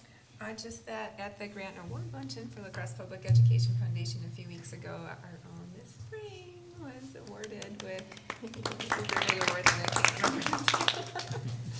remember. Kathy Tischer received an award, and so did the Souls on the Crosse School, the group that's coordinating and fundraising for the solar panels on some of our schools. We're all receiving awards, so it's pretty cool. Great. Thank you. And congratulations, Ms. Spring. The only announcement I have is on March 4th. Like I mentioned previously, we'll have a kind of busy evening. It includes the board self-evaluation, so I'll send out, this is just something we do, it's in our policy to evaluate our own performance and how much we stick to our own policies. In the past, we've had we review each policy and we grade ourselves. I'm gonna send all that stuff out to you all tomorrow, hopefully, if I remember. And we'll discuss all that stuff at the workshop for that. So that's all I've got. Dr. Engel? This week is National School Crossing Guard Week, and we have a number of school crossing guards who do a great job every morning and afternoon. They're often the first adult that a child sees on their way to school, and in my experience, they've been happy and excited, and high-fiving kids and talking to them. It's just a great resource that we're able to provide. Historically, the city had provided those. We took that service over a few years ago and provide that ourselves today. And it's just a great way to ensure that at critical points in our city, students are able to continue to walk to school and access their neighborhood schools. And so excited to be able to celebrate them this week and thank them for their service. Great, thank you. All right, so we'll move on to agenda planning for March 4th. I'll make a motion to approve the March 4th, 2024 Board of Education agenda with any additions or corrections. Second. All right, we have a motion by Mr. Korberg and a second by Ms. Sukla, and we'll do a roll call vote. Ms. Bergdahl? Aye. Dr. Garcia? Aye. Mr. Jackson? Aye. Dr. Jimenez? Aye. Mr. Newmeister? Aye. Mr. Korberg? Aye. Dr. Sprague? Aye. Ms. Sukla? Aye. Ms. Baumann? Aye. All right, and I think since we're over time, we can skip the board debriefing tonight. Generally, great conversation. Thank you for all the work that you've all done in all of this process. Still have a lot more to go, but everybody's been so great. So we'll adjourn unless there's an objection. Hearing none. We're done. Sorry. Welcome Yeah, back. it's a closed session.